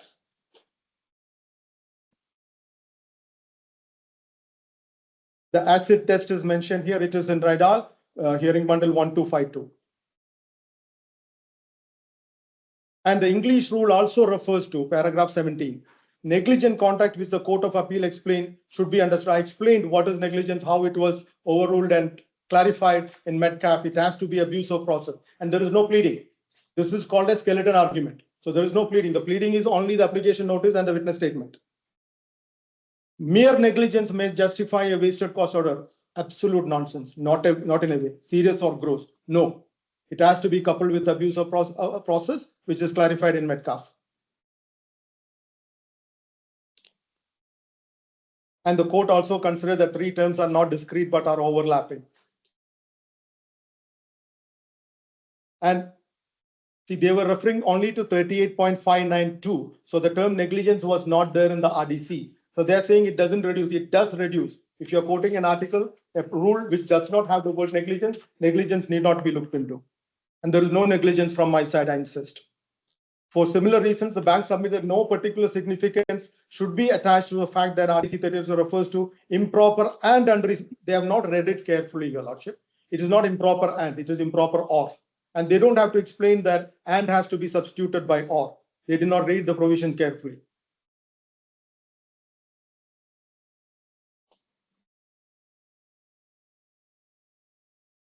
And it is punitive. I already explained there are more provisions in the same judgment which confirms that this jurisdiction is punitive as far as the other lawyer is concerned.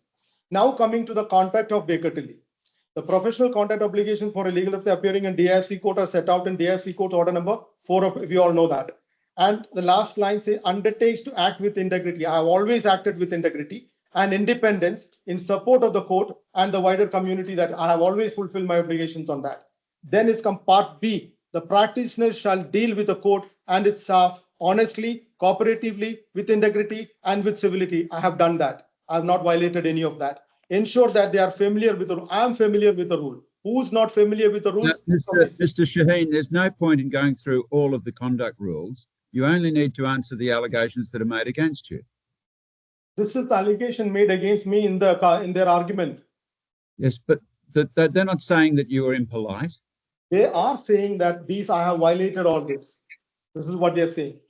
Which paragraph of the skeleton is this? The professional conduct obligation for mandatory code of conduct, part A, the code of conduct opens with the following statement of principle. Then they quote, as against Baker Tilly, bank relies upon 2 matters. And to prove this, that I have not, they are relying on 2 matters. They're coming to that. Yes, right. What is the point of this one? There's no point in going through all of the conduct rules. No, there are only 3 items, 6, 7, and 8, what they have stated. All of them are wrong, not applicable to me. Now, paragraph number 27, statements made by Mr. Shaheen of Baker Tilly to the court in opposition of the bank's immediate judgment application heard on 15 January 2024. The court refused to grant immediate judgment for the bank against Mr. Shetty. Again, they are repeating solely on the basis of. This is absolutely wrong. It was not the case. Then they are quoting something from my witness statement and paragraph 27 of his statement. So, and I have quoted, I've invited your lordship's attention to the immediate judgment application, the paragraph 201, why the immediate judgment application got dismissed, not because I stated something. It is also pertinent to note that, this is my statement, in the disbursement request, as mentioned in the above table above, the expert has determined that Mr. Shetty's signature is forged and electronically copied pasted. Yes, the expert stated that in his report of July 2023. It is certain that if the claimant's counsel had complied with the overriding objective of DIFC courts and afforded additional time to the expert for inspection, the expert would have reached the same conclusion regarding Mr. Shetty's signature on the disputed guarantee as well. This was the expectation, and that expectation is well founded because the expert was saying that for this signature, I need to examine it microscopically. I need to take it to my lab, or I need more time to examine this. This is what he was stating during the inspection on 22nd June 2023. Therefore, the defense raised by Mr. Shetty with respect to the forgery of his signature has now been proven true to a great extent. Other documents are proven. This one, I'm not saying that it is proven to a great extent because the conclusive remarks were a bit ambiguous. One is saying mostly likely something, then he was saying it is false. That is why I did not even touch it in my witness statement. This in itself. You've told me that already. You've told me that before too, Mr. Shaheen. We're covering the same ground. This is Please stop defending yourself. This is in itself proves that Mr. Shetty has real prospects of successfully defending the current claim. I honestly believed it. Honorable Court also believed it. Then Mr. Shaheen made a No, very... I didn't. No, that's not right. I just said that I concluded that the basis for immediate judgment hadn't been made out. I didn't express any view as to the likelihood of a defence being made out. I'll read it for your lordship. Maybe your lordship forgot that.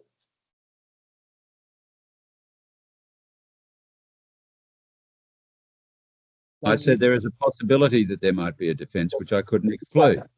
Well, that's not what you said. Anyway, move on. Move on. It is appropriate to determine the application on the basis that between now and any trial, the evidence of Mr. Alba would be clarified and likely augmented. You have read that to me. You have read that to me before. Yes, your lordship. Because there's no point in reading me things twice. Now get on with it. Your lordship, how many times the learned counsel for the bank repeatedly said the same thing again and again for? Why am not given a fair treatment, your lordship? You are given every... Mr. Shaheen, I'm sitting here patiently listening to you repeating yourself. Allow me I'm entitled to discourage you from doing that. Please allow me to submit my case, your lordship.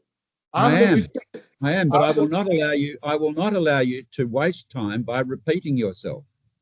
I'm not wasting time. I'm very conscious about what I'm doing, and I've been doing for 3.5 decades, your lordship. I'll do it with responsibility.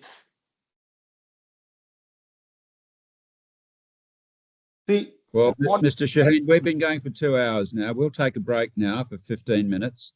And during that time, I would encourage you to use that time to focus what time you have left on addressing the real issues in this case without repetition. So we'll adjourn now for 15 minutes. Mr. Shaheen, are you ready to continue? Yes, your lordship, I can hear. Right, please do. Yes, your lordship.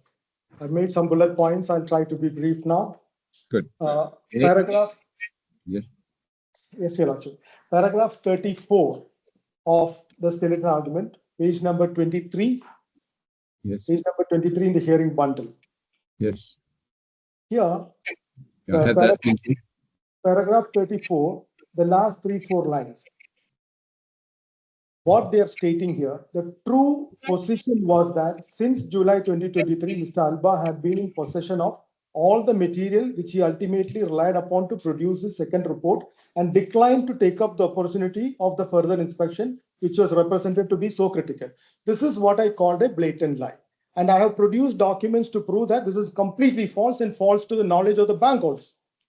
So that's over now. Now they are saying, I am doing a cynical ploy to buy more time. Here, your lordship, I must invite your lordship's kind attention to the chronology of events, what your lordship has cited in the judgment. In the judgment, in the immediate judgment application, the 497 onwards and the hearing bundle, your lordship. The proceedings commenced on 7th May 2020. 21 May 2020, they amended it within 14 days. 9 July 2020, Dr. Shetty filed this defense statement. When did I come into the picture? Only on 16 September 2022. The defense statement of Mr. Shetty was filed on 9th July 2020. I was not a party. I was not advising him on any matters at that time. 30th July 20, bank filed replies. Dr. Shetty and his defense too, counterclaim, everything was done. 6th August 2020, bank is filing another application to amend without showing the text of the proposed amendment. It was allowed. Later on, a revision petition was filed, and 7th March 2021, the revision petition was allowed, and the permission to amend was set aside. And see the gap there, Your Lordship. After 6th August 2020, then it's coming to 29 March 2022. Dr. Shetty filed amended defenses, and Neopharma filed amended counterclaim. On 24th June something. Case management orders, Your Lordship, on 17th October 2022. By then, I was a party. I had been appointed as a legal representative in the previous month, 16th September 2022. Then it went on.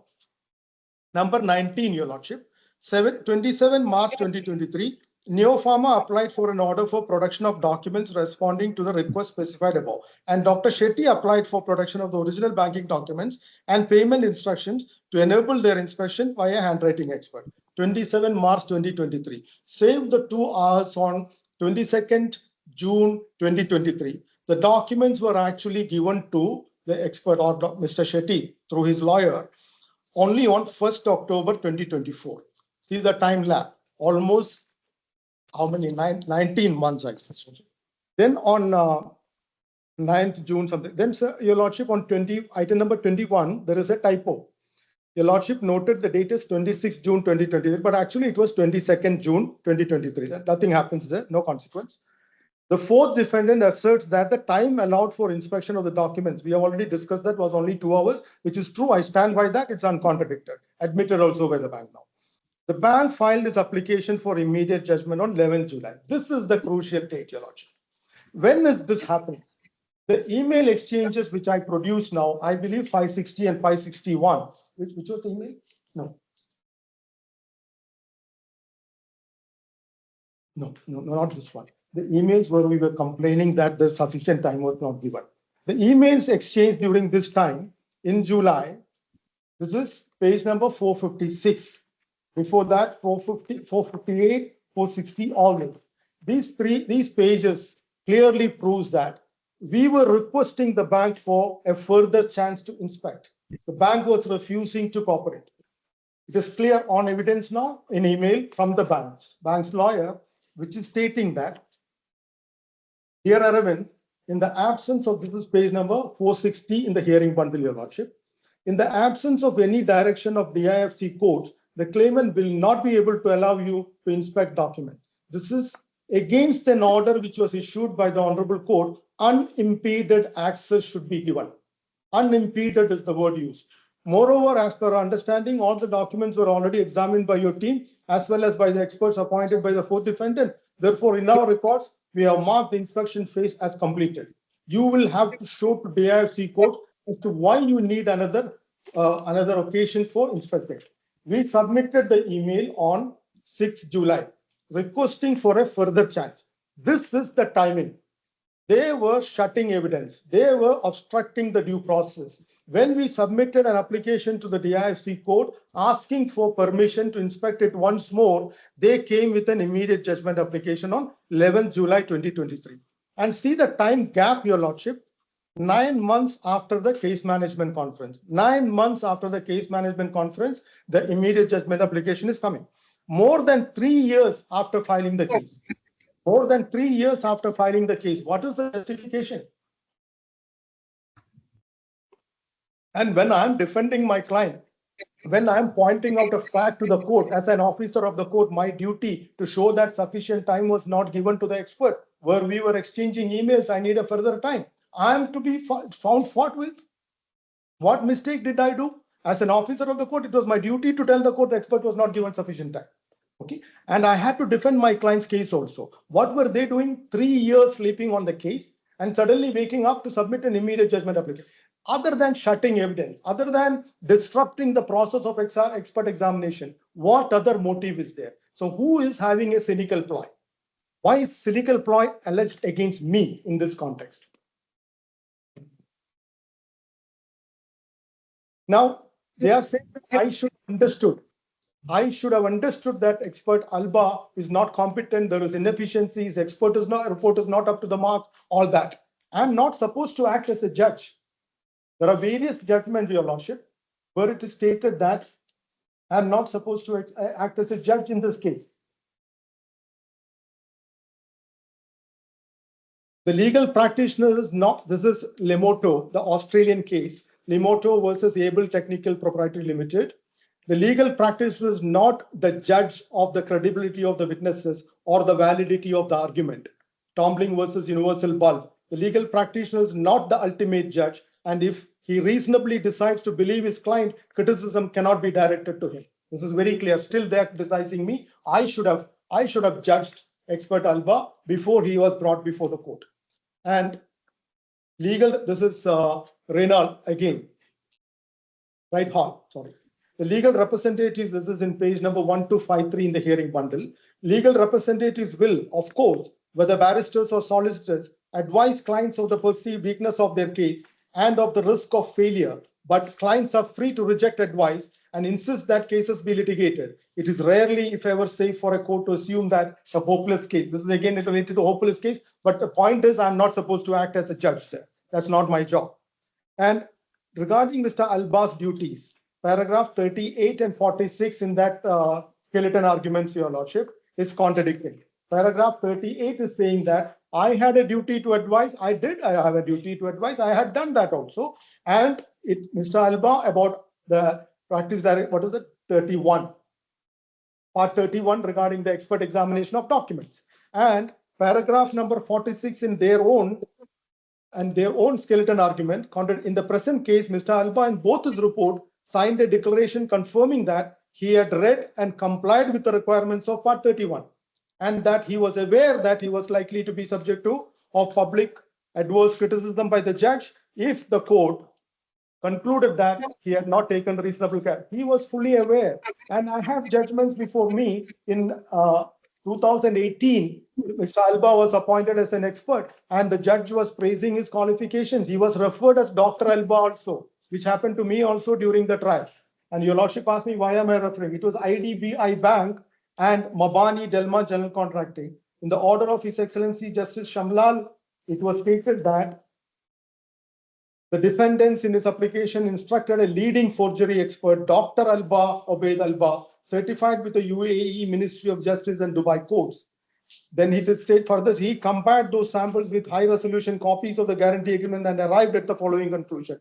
I am of the opinion that the disputed signatures do not match the respective signatures. Judgment was given in favor of whoever Mr. Alba was assisting.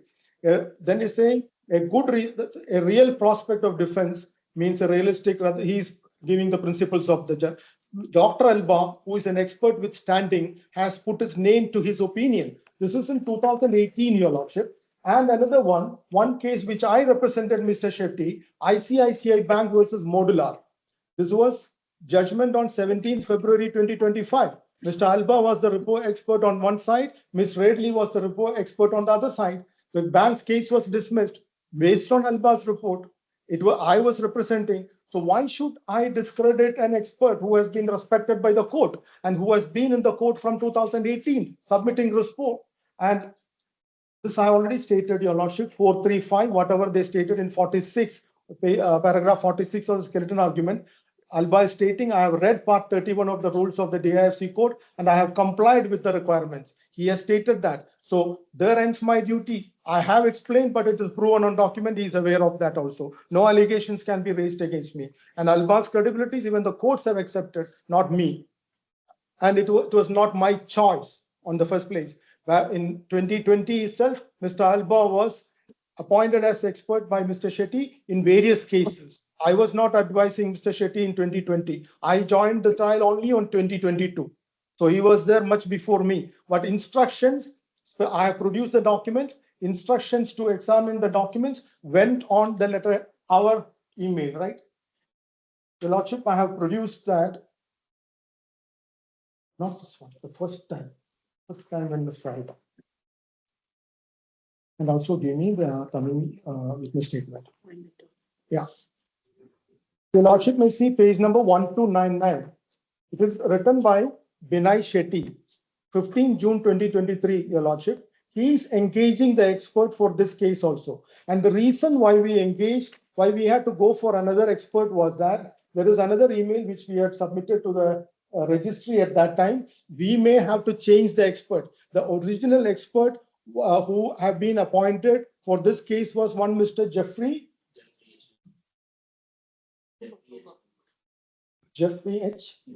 Luber, on Mr. Jeffrey H. Luber. What happened is, when the bank insisted that there has to be an indemnity signed by him, if he has to be allowed to enter the bank's premises and examine the documents, he refused and he asked Baker Tilly should sign a counter indemnity to him. So I was of the view Baker Tilly will sign an indemnity for ourselves. You have to sign an indemnity for yourself. I will not counter indemnify you. If you do something wrong, it's your problem. Then he could not continue. That is the reason why we had to go to Mr. Alba, why the client had to go to Mr. Alba in this case too. This is also born out of a document in that.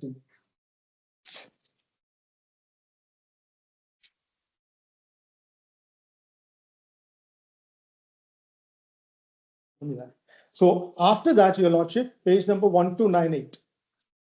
15 June 2023. It's very clear. It is not just stated in Mr. Alba's report that Baker Tilly instructed him. It is clear that this document, we gave him all the documents, copies, whatever we had, and we said, this is the document you have to examine at the bank's premises. Instruction appointing the expert, it was from me.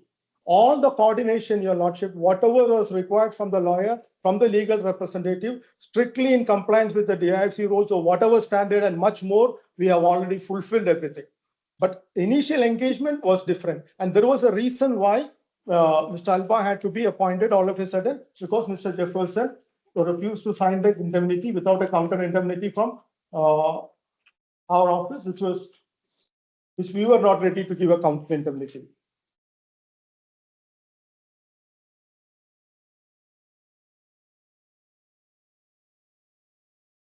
No, communication to the registry. So, Your Lordship, it is 1297, the email going from our office to the registry. This is to inform you that we had to change our expert, Mr. Jeff, as he is unwilling to sign the undertaking. Nonetheless, the fourth defendant has appointed another team of experts, Mr. Ahmad Alba of Arab Lab for technical inspection, and his team as the fourth. This is the email. This is the context. Now give Mr. Tamimi's witness statement. What she was saying, she will object. Now, choice of the expert, as they are saying that I should have judged his competence, I should have disregarded him, I should not have followed him, I should have changed the expert. All these allegations, even today I heard. Now, come to the witness statement, fifth witness statement of Ms. Tamim Hashmi on behalf of the bank, which is starting from 1289. And if we can come to hearing bundle 1293, Your Lordship, paragraph number 218 to 18. There were regular communications. Paragraph 217 shows that there was regular communication between the lawyers in our office and between the lawyers of the bank's lawyer counsel also. Paragraph 217 shows that exactly. We were very transparent. We were discussing the problems we were facing. This is the time. The date of this one is 8th November 2024. This is soon after the 5th November meeting. This is where the confusion happened. This is where the report was represented. Nothing else was available. And Mr. Shetty took full responsibility on 6th November. I'm not repeating, but I'm explaining the context. Now 218. If Your Lordship, please read that. Upon hearing that Dr. Shetty was proposing to instruct a new expert, my firm wrote. Mr. Shetty, I have it in front of me. I can read it. You don't need to read it to me. The bank would oppose any application to call a new expert to give evidence at trial. So who was opposing appointment of a new expert? Not me. And now I'm being blamed for what they have done. Then about instructing the expert, a lot was said against me that I left it to the lay client and all that. I did not. Instruction was going from our office. The Shalba's report, both the reports clearly states learned counsel submitted, so I don't want to repeat. Now, look at Majid's report, Mr. Abdul Majid, who was the expert appointed by the bank, and page number 1017, item number 6. I have examined the following items at the instruction of the Bank of Baroda. So who was committing, if at all, giving the responsibility to instruct the expert to the lay client? Who was responsible for that? That's a self-goal. I did not do it. On record, I prove that I did not do it. There were confusion, there were tension in the court when I said that all these matters were done by Mr. Shetty. That was mainly with respect to the interpreter, where your lordship has a different view from mine. I respect that. But only in that context. I did not say that everything to the expert was done by Mr. That was a misinterpretation. That's not correct to interpret it that way by the learned counsel.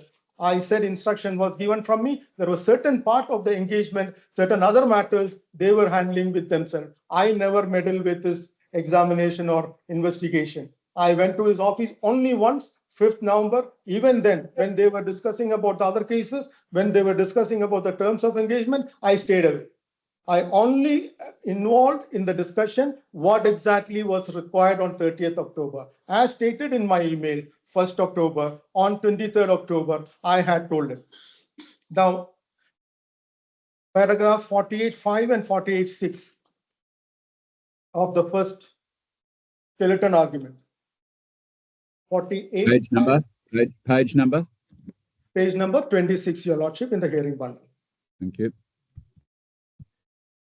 Under 48.5, they say, despite failing to carry out obvious tests such as microscopic examination of the original document. This is the allegation. And 48, subclause 6, Mr. Alba gave oral evidence that he had subjected the original documents to microscopic inspection. The court found to be untruthful. The court found it to be untruthful because of the confusion in the dates. This is why I was giving a context, in what context those answers were given. The expert had in his lab the entire set of documents for 33 days, 2nd October to 5th November. He had the documents with him and he did conduct the microscopic examination. He was confused with the dates, July 2023 and this November 2024. This is the only thing that happened. And it's too much to say that he is irresponsible, he was biased, or he was supporting not at all, Your Lordship. He wrote the report in his own poor English. It can be seen how confusing certain terminology was. He wrote his report in his own way. If we compare it with Mr. Abdul Majid's report, at least Mr. Alba's report had some diagrams here and there showing how the signature. Mr. Abdul Majid's report did not even have that. He just concluded all documents are signed by Mr. Shetty. This is how Mr. Abdul Majid's report was given. If the bank was right in, our bank's counsel was right in producing that report before the court, I was absolutely right in producing Mr. Alba's report before the court also. Rules apply equal to everybody. So, on paragraph 36 and paragraph 50, Your Lordship. In paragraph 36, what they say in the skeleton arguments, page number 23. As to causation, the bank submits that Mr. Shaheen's misleading statements, not even one, nowhere near a misleading statement, caused the entirety of the cost following the immediate judgment application. Entirety of the cost because of my misleading statement without being able to point out one single misleading statement in whatever I said. Now coming to paragraph 50, Your Lordship.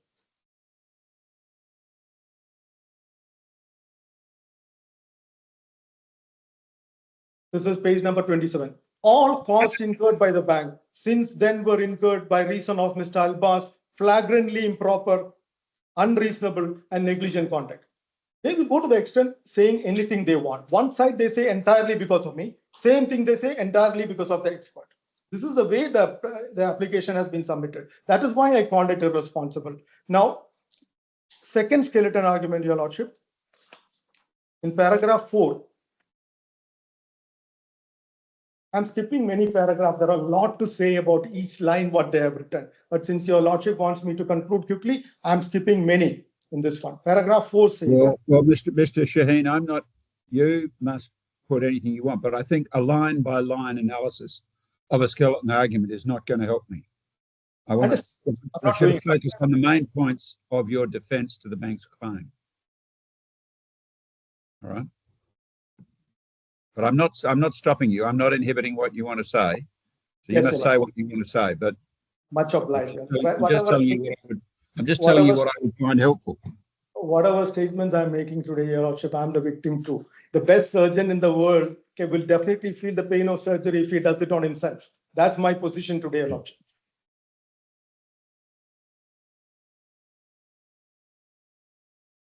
The first, they are saying that the bank has never sought to have its application determined without a hearing. This is what they say. Application notice, page number 7. How do you wish to have your application dealt with without a hearing? But if you read on, Mr. Shaheen, as you pointed out earlier, on the next page, it talks about a 2-hour hearing. Yes, so clearly what they were saying was that the question of whether there was a prima facie case should be determined on the papers, and then after that there should be a hearing. But anyway, we're having the hearing now, so I don't think any of this matters. No, it's not a very important point, Your Lordship, because I said they mentioned in the application notice without hearing, and they said they never said it. So I'm showing they did say. It's not, I did not lie. Then paragraph 6 and 7, it's actually changing the goalpost.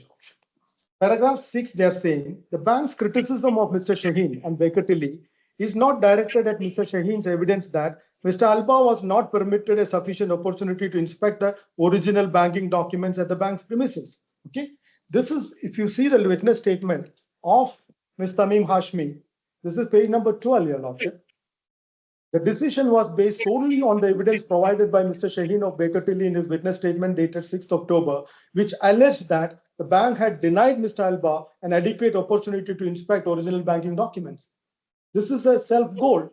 This is clearly stated, and nothing else is stated against me in the witness statement or the application notice. This is the only statement against me, and they are negating it. They are denying it. They accept that this was wrong. This allegation was wrong. Bank accepts that there was no evidence before the court at the immediate judgment hearing to contradict that. At least now there are evidence. I submitted all the emails now to show that it was being discussed. We needed further time for inspection. They were refuting it. They were shutting evidence. They did not allow us, instead jump for an immediate judgment application. So now they're saying paragraph 7. This is what I call changing the goalpost now. The bank's criticism is of Mr. Shaheen's evidence that at the immediate judgment hearing, that it was essential that Mr. Alba should have a further opportunity to inspect the originals, and without such an opportunity, there could not be a fair hearing. What is the big difference? I don't understand. If I'm saying I did not get sufficient opportunity, that means I need further opportunity to have a fair hearing. This is what they're saying. They're criticizing themselves on paragraph 6 and 7. So, and nothing more. All these, even this statement in paragraph 7 is not pleaded.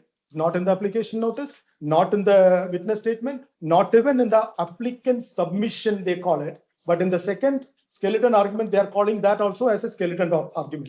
So I cannot consider it as a pleading event that. So nowhere it is stated, something new now is brought out. And the previous one, what they allege, they accept that what I said was correct. And there are judgments here. I'm not taking much of a time because it's an obvious thing. Paragraph 7 contradicts, and paragraph 48(6) of the first skeleton. Paragraph 7 says that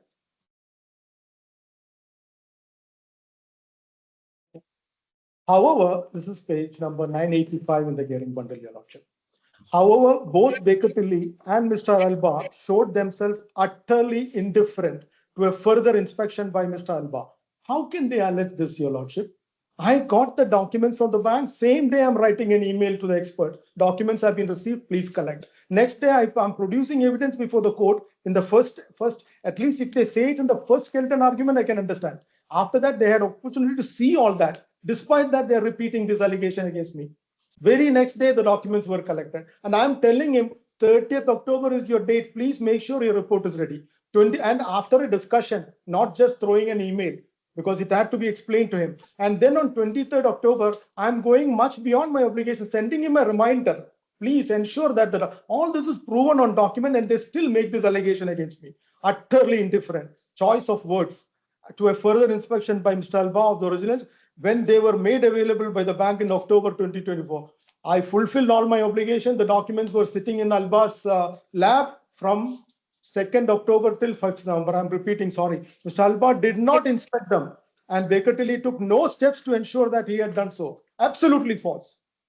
This is what I say, knowingly false statements. What can I call these statements other than blatant lie, Your Lordship? Because it is stated in their own, the paragraph 48(6).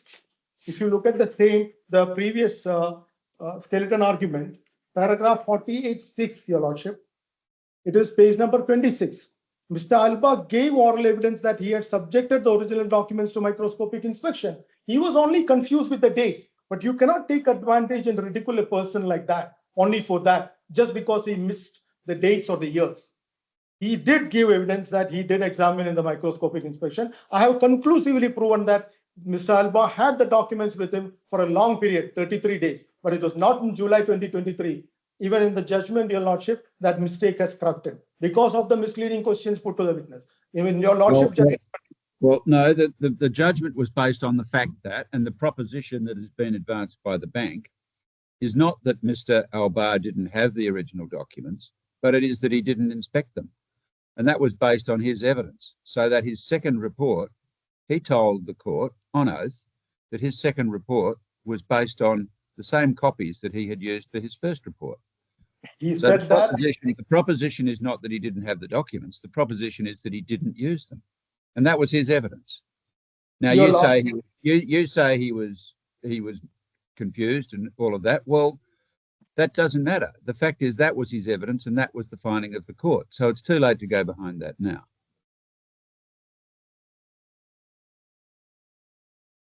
Many statements like that, Your Lordship, it's not at all Your Lordship's fault. I don't blame the court at all for this. Okay, if I was in that position, I would have followed probably the same thing. See paragraph 99, Your Lordship, of the judgment, page number 735.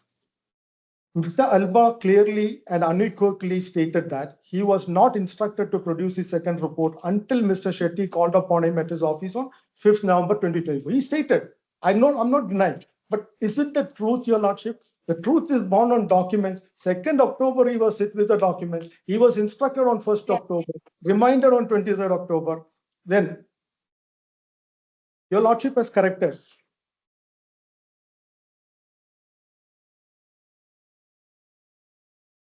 His oral evidence was contradictory and evasive.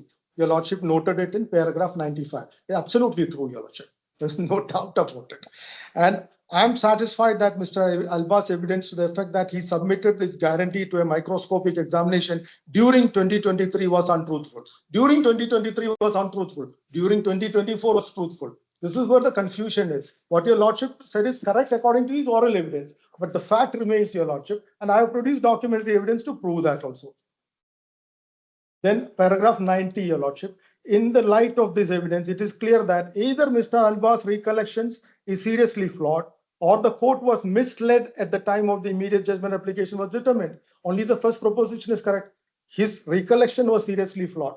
The first part, whatever I said to the court during the immediate judgment application, I'm proving it completely to the court by documentary evidence. It's all correct. Now, he was saying, like Your Lordship said, from the system, you know what I do? I take a full record of the signature. I enlarge and keep it there. So whenever I need to go back to it, I don't have to see the original. This is the way he was stating.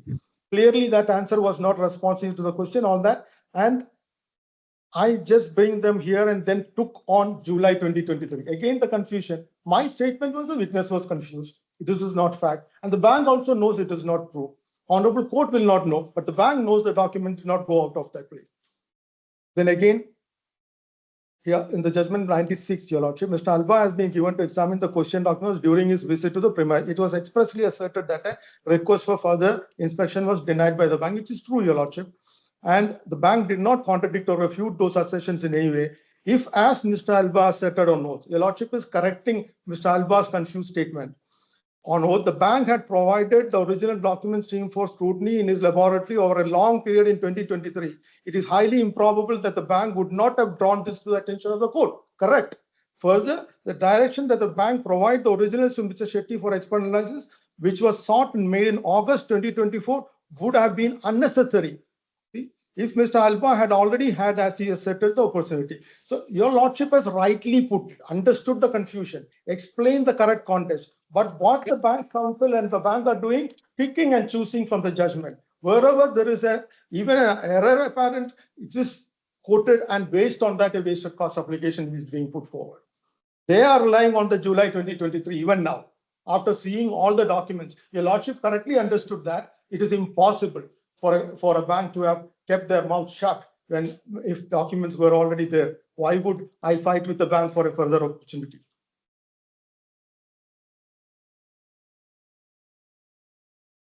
Now, paragraph 9.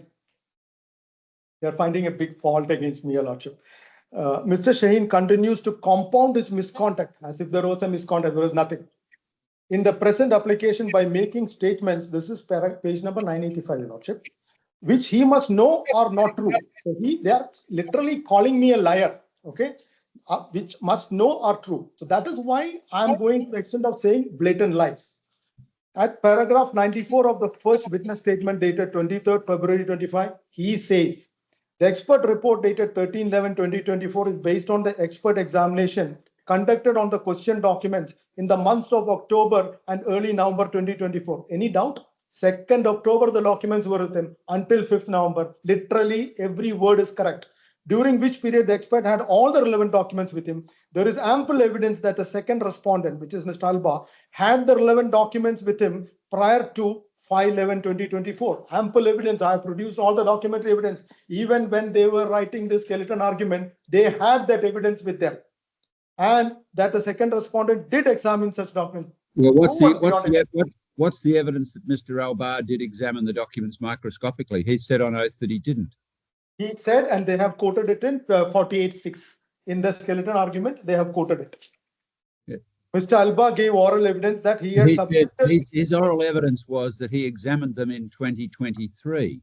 He said that he did not examine them microscopically for the purposes of his second report. That was his evidence. That is so why there's no evidence that he did examine the documents in 2024. Your Lordship, that is the confusion with the years. We should not yes, but that's your evidence. That's not Mr. Alba's evidence. Mr. Alba's evidence was that he examined the documents in 2023 and he didn't examine them for the purposes of his second report.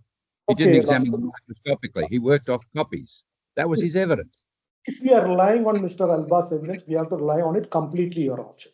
Then we have to admit that Mr. Alba had the documents in his lab in July 2023 for microscopic examination. Did he have? Well, plainly he didn't. He did not. It's his evidence. His evidence was utterly inconsistent. 100%. And that was why, amongst the reasons why the bank succeeded. 100%. And if anybody has to suffer, the client has to suffer, not me.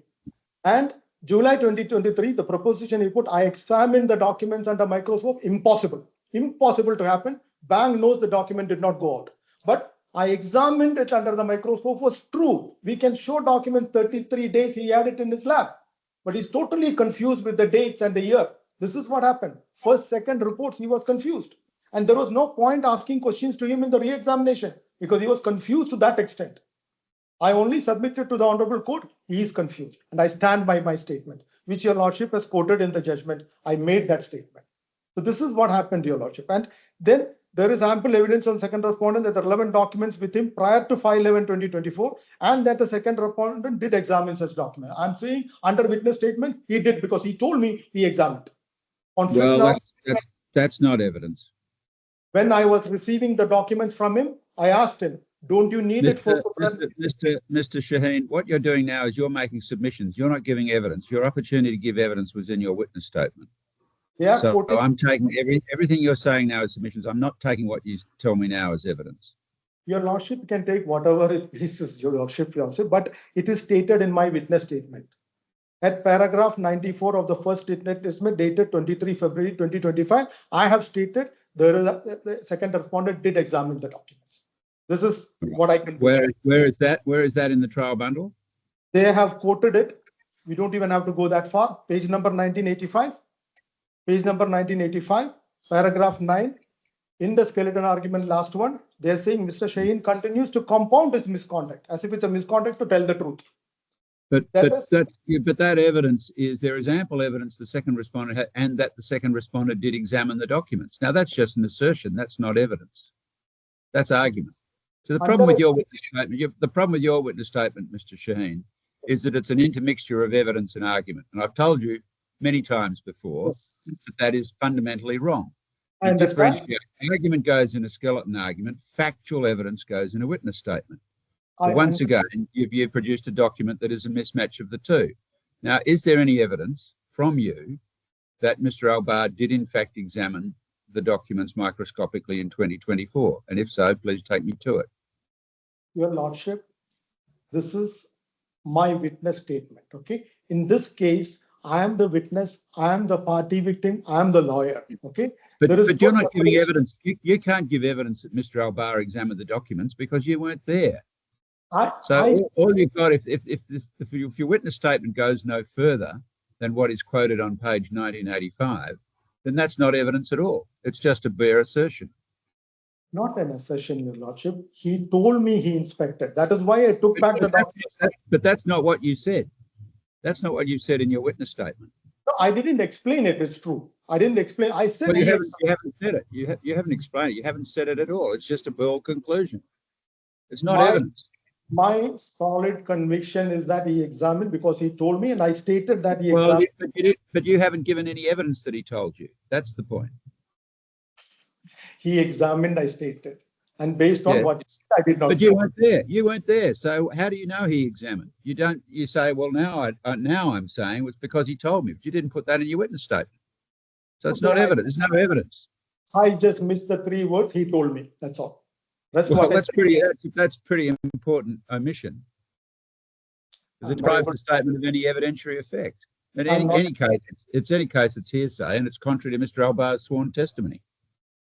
That again, Your Lordship was choosing a statement from Mr. Albar's testimony. He said in July 2023 he inspected, which was impossible. All that was missed was the date. Everything else was correct as regards the microscope. You've said that a number of times now. I understand your point on that, but it's contrary to what Mr. Albar's sworn testimony. But Your Lordship that's what I've got to go on. Your Lordship is also repeating the same thing. He was totally confused with the dates. That I agree with that. And I was the first one to point out to the court. You've said that 6 times at least. So please move on. But Your Lordship is again saying the same thing. Your Lordship is taking one statement to be correct, that he did not inspect in 2024. I was challenging your proposition that there was evidence that Mr. Albar examined the documents, and there is no such evidence, is there? At least he stated, I examined the documents. That much is there. The date is wrong. This is my submission. All right.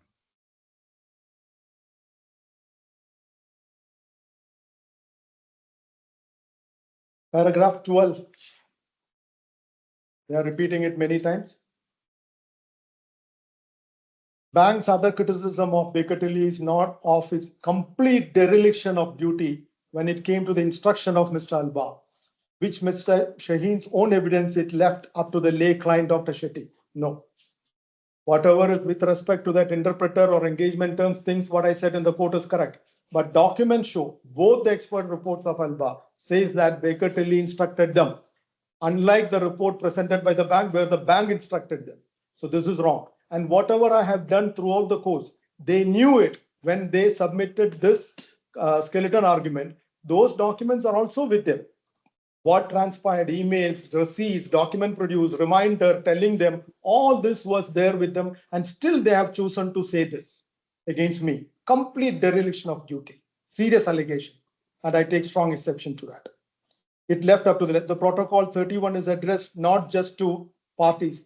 At least now they say not just to parties. Earlier they were saying only to the legal representative. What is 31?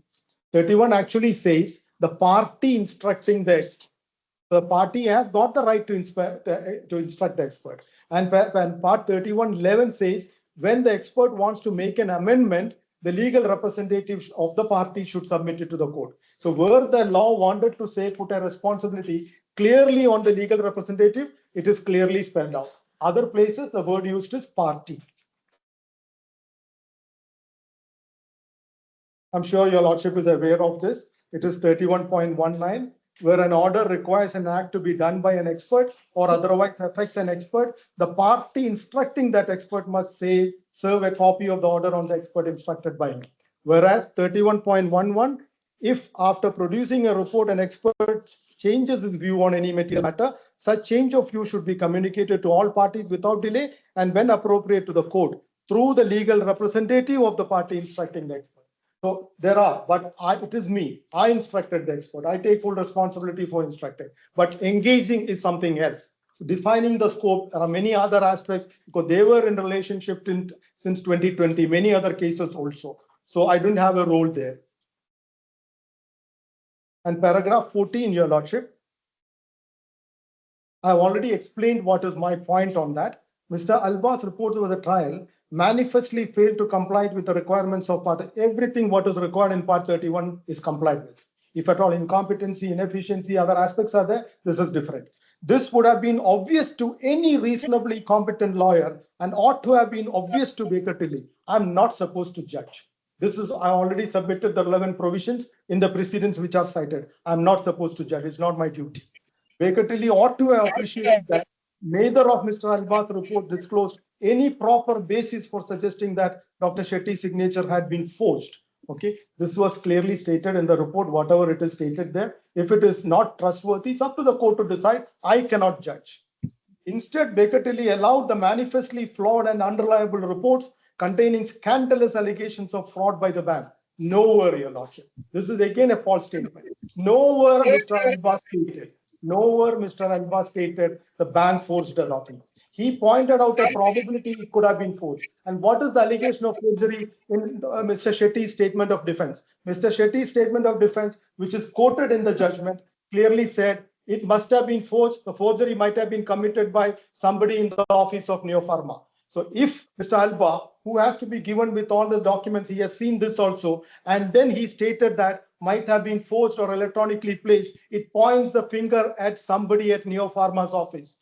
Read it along with the statement of defense, which is verified. Statement of truth is there. So that is the context. How can you misconstrue that and hold Mr. Alba responsible, saying serious allegations like scandalous allegations against the bank? Why is the bank owning the responsibility? What is there? There is not a single word spoken about the bank. He only pointed out various, he might have exceeded his scope as an handwriting expert, saying that stapled, unstapled, pages could have been removed, restapled, which was beyond the court disregarded all this. But he never said the bank did it. And Mr. Shetty's office, allegation of forgery is against his own people sitting in Neopharma's office. He didn't say anything against the bank. Even if you have a combined reading, the meaning will remain the same. He did not point a finger at the bank. This is a false allegation. It cannot stand. And paragraph 15, they are saying that as if I made an allegation that because they have already claimed the money from Mr. Shetty, which I explained, if they are claiming under 38.59 and 38.60, they can only claim it from one party. Their application notice still stands on 38.59 and 31.6. Then once it is claimed, once the cost orders are passed, it cannot be against the legal representative. It's only or, either or, not both. Now, coming to the wasted cost jurisdiction, which is under 38.83, it's a different thing, but they have not taken any steps to amend the application notice or the pleadings, anything. The steps required for amendments, I clearly explained to the Honorable Court. Now, Your Lordship, I have plenty of cases which are I have cited. I have made notes of what, because some judgments are running into 40, 50 pages. So relevant portions I have highlighted and kept. I wanted to submit for Your Lordship's attention, but time constraints, Your Lordship. If Your Lordship allow me, I would love to do that. The reason I am going beyond all this is I want the only good thing that can happen from this frivolous application is we have a proper judgment from the DIFC court, setting the parameters, setting the thresholds, how a wasted cost order application should be handled. Should be a landmark case like Reinhardt. What happened there? This is the good only thing that is good stemming out of this frivolous application. Otherwise, to be thrown out of the court on the first instance, this is the only good thing can happen. And I can help the Honorable Court with all the studies I have done. I have done an immense study on this. All the judgments I have quoted. Even the judgment which they cited today, Manchester, it is an overruled judgment. I have the judgment with me. They are citing bad law. Well, Mr. Shaheen, you've referred me to a lot of the cases already. You can assume that I will read the cases that are necessary to resolve this application, and I will do my best to enunciate the legal propositions. Yes, sir. I'm not, if you want to take me to a proposition that is relevant to this case, which you say is supported by authority and that you haven't already taken me to, then by all means do so. but I wouldn't be assisted by you simply taking me through all the bundle of authorities. That will not be of assistance to me. But if there are propositions that you want to put that are relevant to the disposition of this case by reference to authority, then by all means do so. I've already done that part, so I fully respect your Lordship's view. I will not take much time explaining judgment by judgment.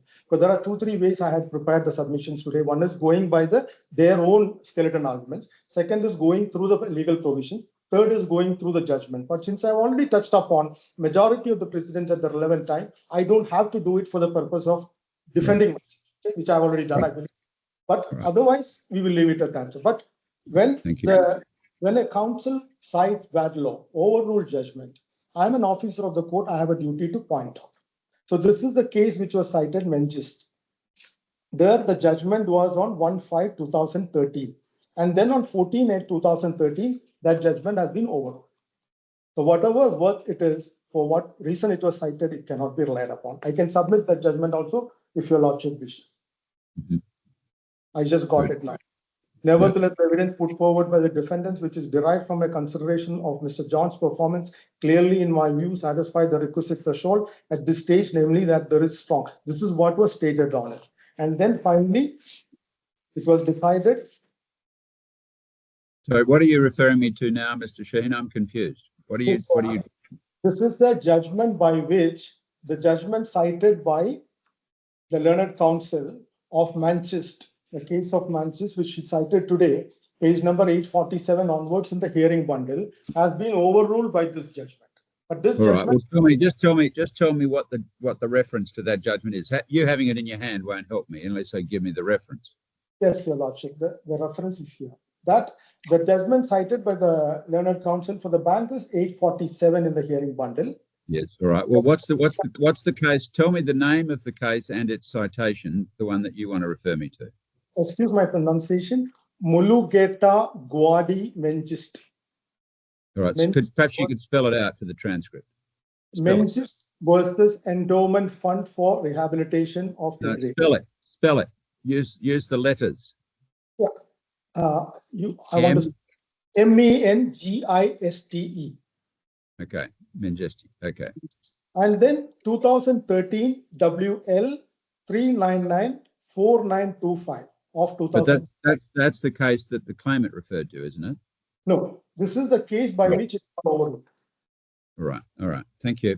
What they have cited is in 640, 847. And the final conclusion in this judgment is the recusal appeal will be allowed with the consequence that stage 1 wasted cost order will be set aside.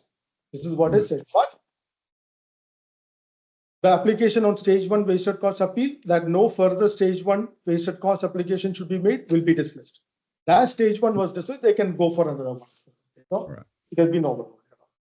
So overall, Your Lordship, what I'm trying to say is that I started with saying that it was a draconian jurisdiction based on right hand.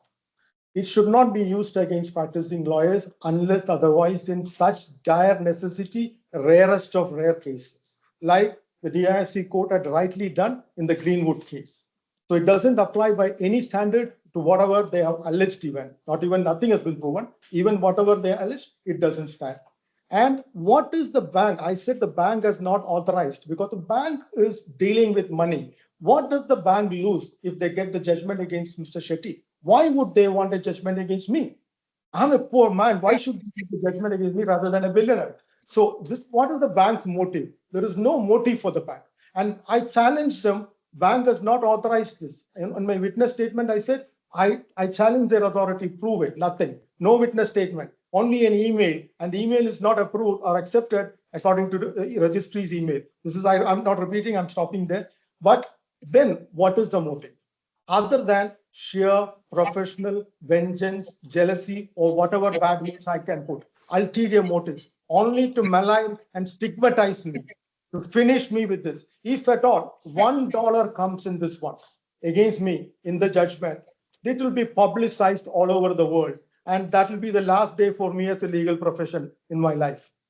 It's not about the money. $135,000 I can somehow make and pay it, but it's not the money. It is tarnishing the image and reputation of a legal professional who has got 3.5 decades standing in the profession. I'm a lawyer. When I was 3 years in the profession, a hotly contested murder case I was conducted and I won the case. State appointed me on legal aid. So it is not something to be exercised against me. Even 1 dirham, 1 cent, it will be detrimental. It will be like a capital punishment to me. So with all the contempt that it requires, this case has to be dismissed and compensatory cost should be ordered to me. I have Well, had how can you claim costs? You've represented yourselves.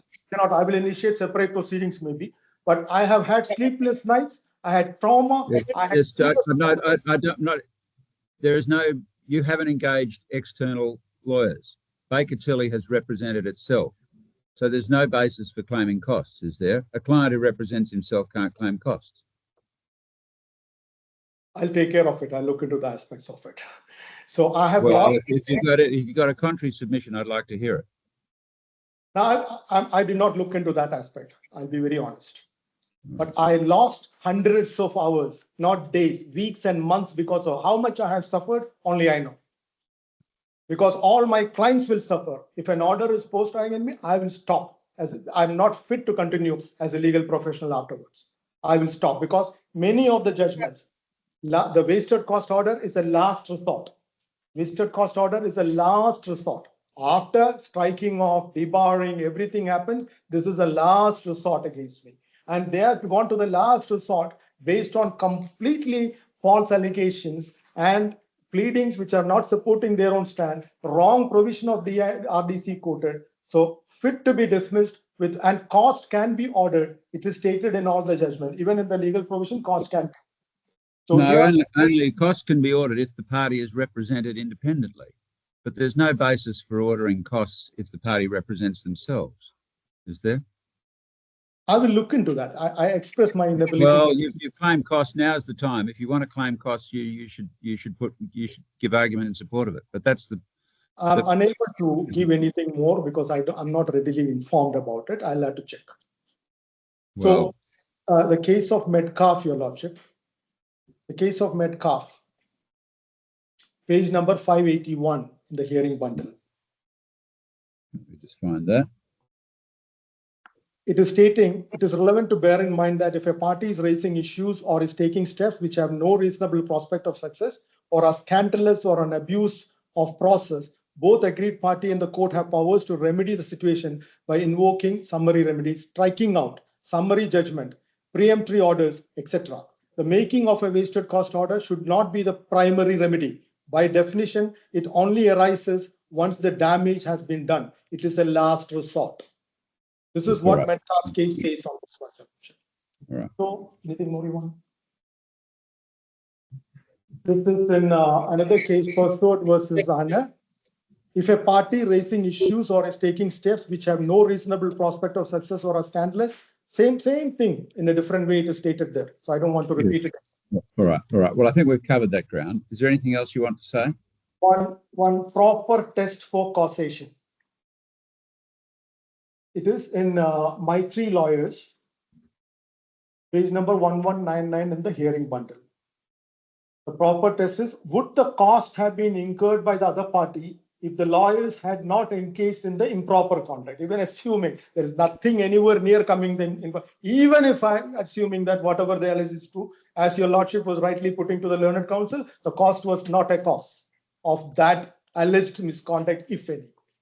So by all means liable to be dismissed, and causation again, it is cited, I don't want to repeat, it's in Ridal 1255 in the hearing bundle. Yes.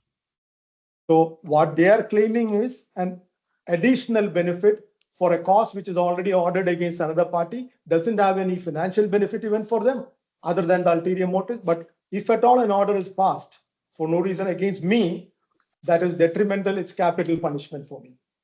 Honestly, I'll stop my profession.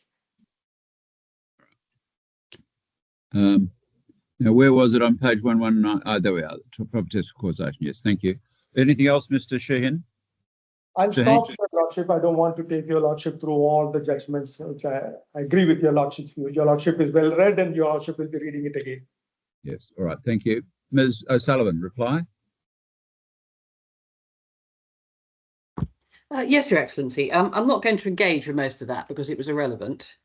Mr. Shaheen has, in my submission, demonstrated his wholesale ignorance of the duties of a DIFC court practitioner. But I do propose to address two serious allegations that were made by Mr. Shaheen in the course of his submissions today. The first is that the bank threatened him by indicating its intention to apply for a wasted costs order. That was at page 1300 of the bundle. Yes. The purpose of this email was not to threaten, but quite properly to give notice, because all the cases stress that when a costs order is going to be sought against a third party, that third party ought properly and fairly to be given notice in advance and not taken by surprise. That was the purpose of this application, of this email.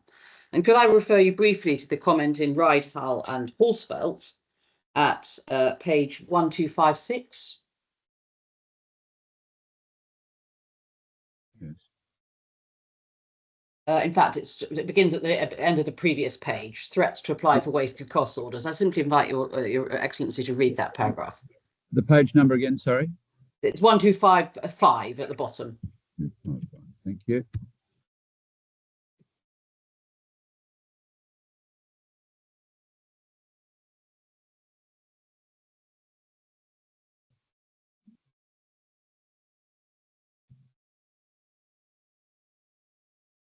Yes, yes, thank you. We submit that this was acceptable notice, and if Mr. Shaheen is such a timid soul that he was unable to represent his client properly as a result of receiving this email, then I'm afraid that's rather unfortunate for his client, who should perhaps have instructed a more robust lawyer. Yes, all right. The other point I'd like to make is the repeated suggestion that the bank knew that Mr. Albar had been provided with the originals. We did not know. Mr. Shaheen, for reasons known only to himself, has made a repeated point of saying that we did know. And I invite you to go to page 1327. This is Mr. Shaheen's first witness statement for this application. I'm sorry, I think it's, well, the witness statement is at paragraph 1300 and it's paragraph 75. So let me find that. That's because it's...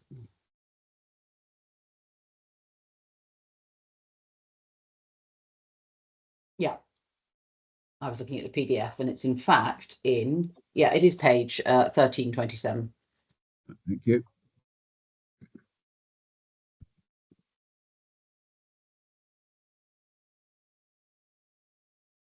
Yes. So I'm just getting there myself. Yes. And what he says there is that there was the documents were collected by Mr. Albar's assistant and signed for. Well, we accept that now. We didn't know it at the time. But he says, paragraph 75(4), sorry, 5, the same was shared with the second respondent, that's Mr. Albar, whose office provided a countersigned copy to the first respondent, which was then shared with the claimant. Well, that's just a receipt of the documents. Well, that's the point. The receipt was not shared with us. The point is then made at the paragraph, the applicant, that's the bank, was fully aware that the original documents were handed over to the second respondent as evidenced by Annexure A2. And Annexure A2, if you want to look at that, that is the receipt, and that is at page 493. Bear with me.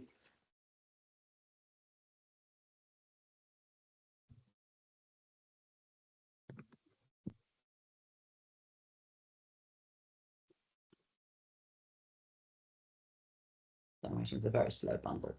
Yes. Yes. So, as we can see, we didn't know this because it wasn't shared with us. The documents were signed for as having been received by Mr. Hyder Ali and Mr. Albar's assistant on the 2nd of October 2024. My point is this, is that Mr. Shaheen has made and continues to make an allegation that the bank were aware of this. And he's made an untruthful statement to the court in his evidence and today by repeating the submission that our submissions were false to the knowledge of the bank. And I'm quoting from Mr. Shaheen's oral submissions this morning. So that is an utterly unacceptable allegation to make. And it's of the same complexion as the continued assertion contrary to what the court found at the trial, that Mr. Albar had in fact inspected the originals. It's quite clear that Baker Tilly took no steps whatsoever to satisfy themselves that he had inspected the originals. What I'd like to say is you were taken just now to Mr. Albar's evidence at the trial, in which he said his practice is to take a copy and enlarge it for further inspection. If so, why did he need to see the originals at all? So when Mr. Shaheen said in the immediate judgment application, Mr. Albar he's been denied a further opportunity, he's been denied a fair opportunity to inspect. Had he spoken to Mr. Albar? Did he know that Mr. Albar's practice was to take a copy and enlarge it for further reference? There are two possibilities. Firstly, he did know. He spoke to Mr. Albar. Mr. Albar told him of his practice, in which case Mr. Shaheen misled the court when he implied that the expert was going to undertake a further inspection of the originals. If he didn't ask him, he was negligent because he ought to have asked him. He shouldn't have made representations about the expert's future intentions without consulting the experts. So in either view, Mr. Albar gave evidence to the court that his practice was not to inspect the originals once he'd seen them. He took a copy back to his lab, he enlarged them, and that is how he proceeded. And as we know, that's what he in fact did. I mean, the fact it was totally unacceptable is neither here nor there. That is what his practice was. Now, Baker Tilly either knew that, in which case they misled the court, or they didn't know that, in which case they were negligent. So that is my submission. Thank you. Right, and in relation to costs, I'm bound to say it's possible that if you were to dismiss the applications, it's possible that Mr. Baker Tilly might seek to claim costs at the rate allowed for litigants in person. I don't know whether, I mean, that's something we'll have to be explored, whether that applies to this case. But what I would submit is that you've heard a great deal of submission today, and you've received a great deal of evidence and, frankly, submission, which goes entirely, is entirely beside the point. It's just a waste of everybody's time and effort. And in my submission, any costs ought to reflect that if you are minded to dismiss the applications. Yes, thank you. Thank you. All right. Well, that concludes the hearing. Yes, Mr. Shaheen. Oh, yes, sorry. There's one other point I should just cover, which is the Mengistu point. Sorry, the decision in Mengistu, basically, the judge was asked to recuse himself from hearing the Part 2 application, and he refused. And the Court of Appeal said he should have recused himself because he'd expressed strong views about the expert. And it set aside that determination. But what it expressly said is he was right to make the finding of a strong prima facie case. So in that respect, it upheld his determination that there was a strong prima facie case against the experts, sorry, against the solicitors for running a case on the basis of a report which they ought to have appreciated was completely hopeless. And I would ask you to look at paragraph 24 of the judgment. The judgment itself is at 847, and paragraph 24, no, sorry, it's not paragraph 24, paragraph 24 of my submissions. The point I was making is at, bear with me, yeah, 45 on page 855. Nevertheless, the evidence put forward by the defendants, which is derived from a consideration of Mr. Jones's performance, clearly, in my view, satisfies the requisite threshold at this stage, namely that there is a strong prima facie case that Mr. Jones's evidence was so extraordinarily poor that the defendants are entitled to contend that Rylat Chubb should not have associated themselves with litigation at all, or in the way they did. Obviously, he's engaged here with the stage 1 determination, and we are at stage 2. But my submission, that is exactly what's happened here, is that Baker Tilly have associated themselves with a report which is so extraordinarily poor that it should not have been allowed to go forward to the court at all. That was my point. Thank you. Thank you. Yes. All right. Well, that concludes the hearing. Mr. Shaheen, you want what do you want to say? Just 2 3 points I would just clarify. When I said threatened and intimidated, right, all page number 125. No. We've finished. Unless there's so this is not the opportunity. This is not going to play ping pong here. The submissions have finished. you've made your submissions in relation to write-off. She made So a new. She made a new. What's the new allegation you want to respond to? About the timing of the wasted cost order, she said that it was a warning. It was not a threat. It is a threat, is stated in Ride Hall, page number 1256 in the hearing bundle. That's not a new point, Mr. Shaheen. Then So I'm is just. there any new point raised in the reply that you think you haven't addressed? Yes, Your Lordship.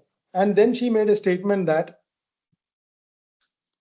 the bank did not know. When I say false and false to the knowledge, it was only with respect to the July 2023 inspection they were alleging. That was the false and false to the knowledge where I used the word. Right. Then, so you're not saying then that the bank knew that Mr. Al-Hab. How do you say the bank knew that Mr. Al-Hab had the documents in had the documents in October 2024?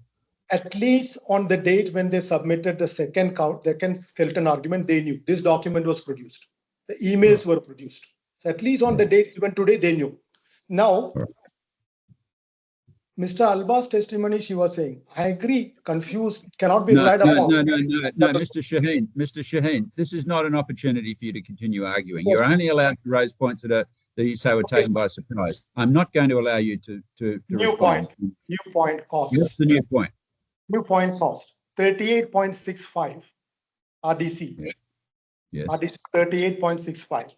The general rule is that the court will award the person against whom the order is sought his costs. Yeah. So if that's cost incurred engaging an external legal representative. You haven't done that. It's not stated here, Your Lordship. His Well, costs. Mr. Shaheen, it's a well-known principle throughout the common law world that if a person is self-represented, they can't claim costs. It's as simple as that. And I wouldn't expect to find that principle in the rules because it's obvious. And what I cited is RDC. Your Lordship can take appropriate decision. Now, Metcalf, same about cost again. Paragraph 27, page number 576 in the hearing bundle. Paragraph 27. I would allow the barrister's appeal, quash the wasted cost order made by the Court of Appeal and award the barristers the cause of and occasion by the wasted cost application, both in the Court of Appeal and before the House. This is what is stated there. So common law principle. But do we know if the barrister was representing himself? Yes, they were not. They were represented by counsel and solicitors. It's a very well-known case. That doesn't help me. Doesn't help me, Mr. Shaheen, on the point we're now considering. All right, that concludes the hearing. I will obviously reserve my decision. I'll provide my reasons as soon as I can, which may not be very quickly because I've got other things on, but I'll do it as soon as I can. So the hearing will now be adjourned and the decision will be reserved. Thank you very much. Thank you. Bye.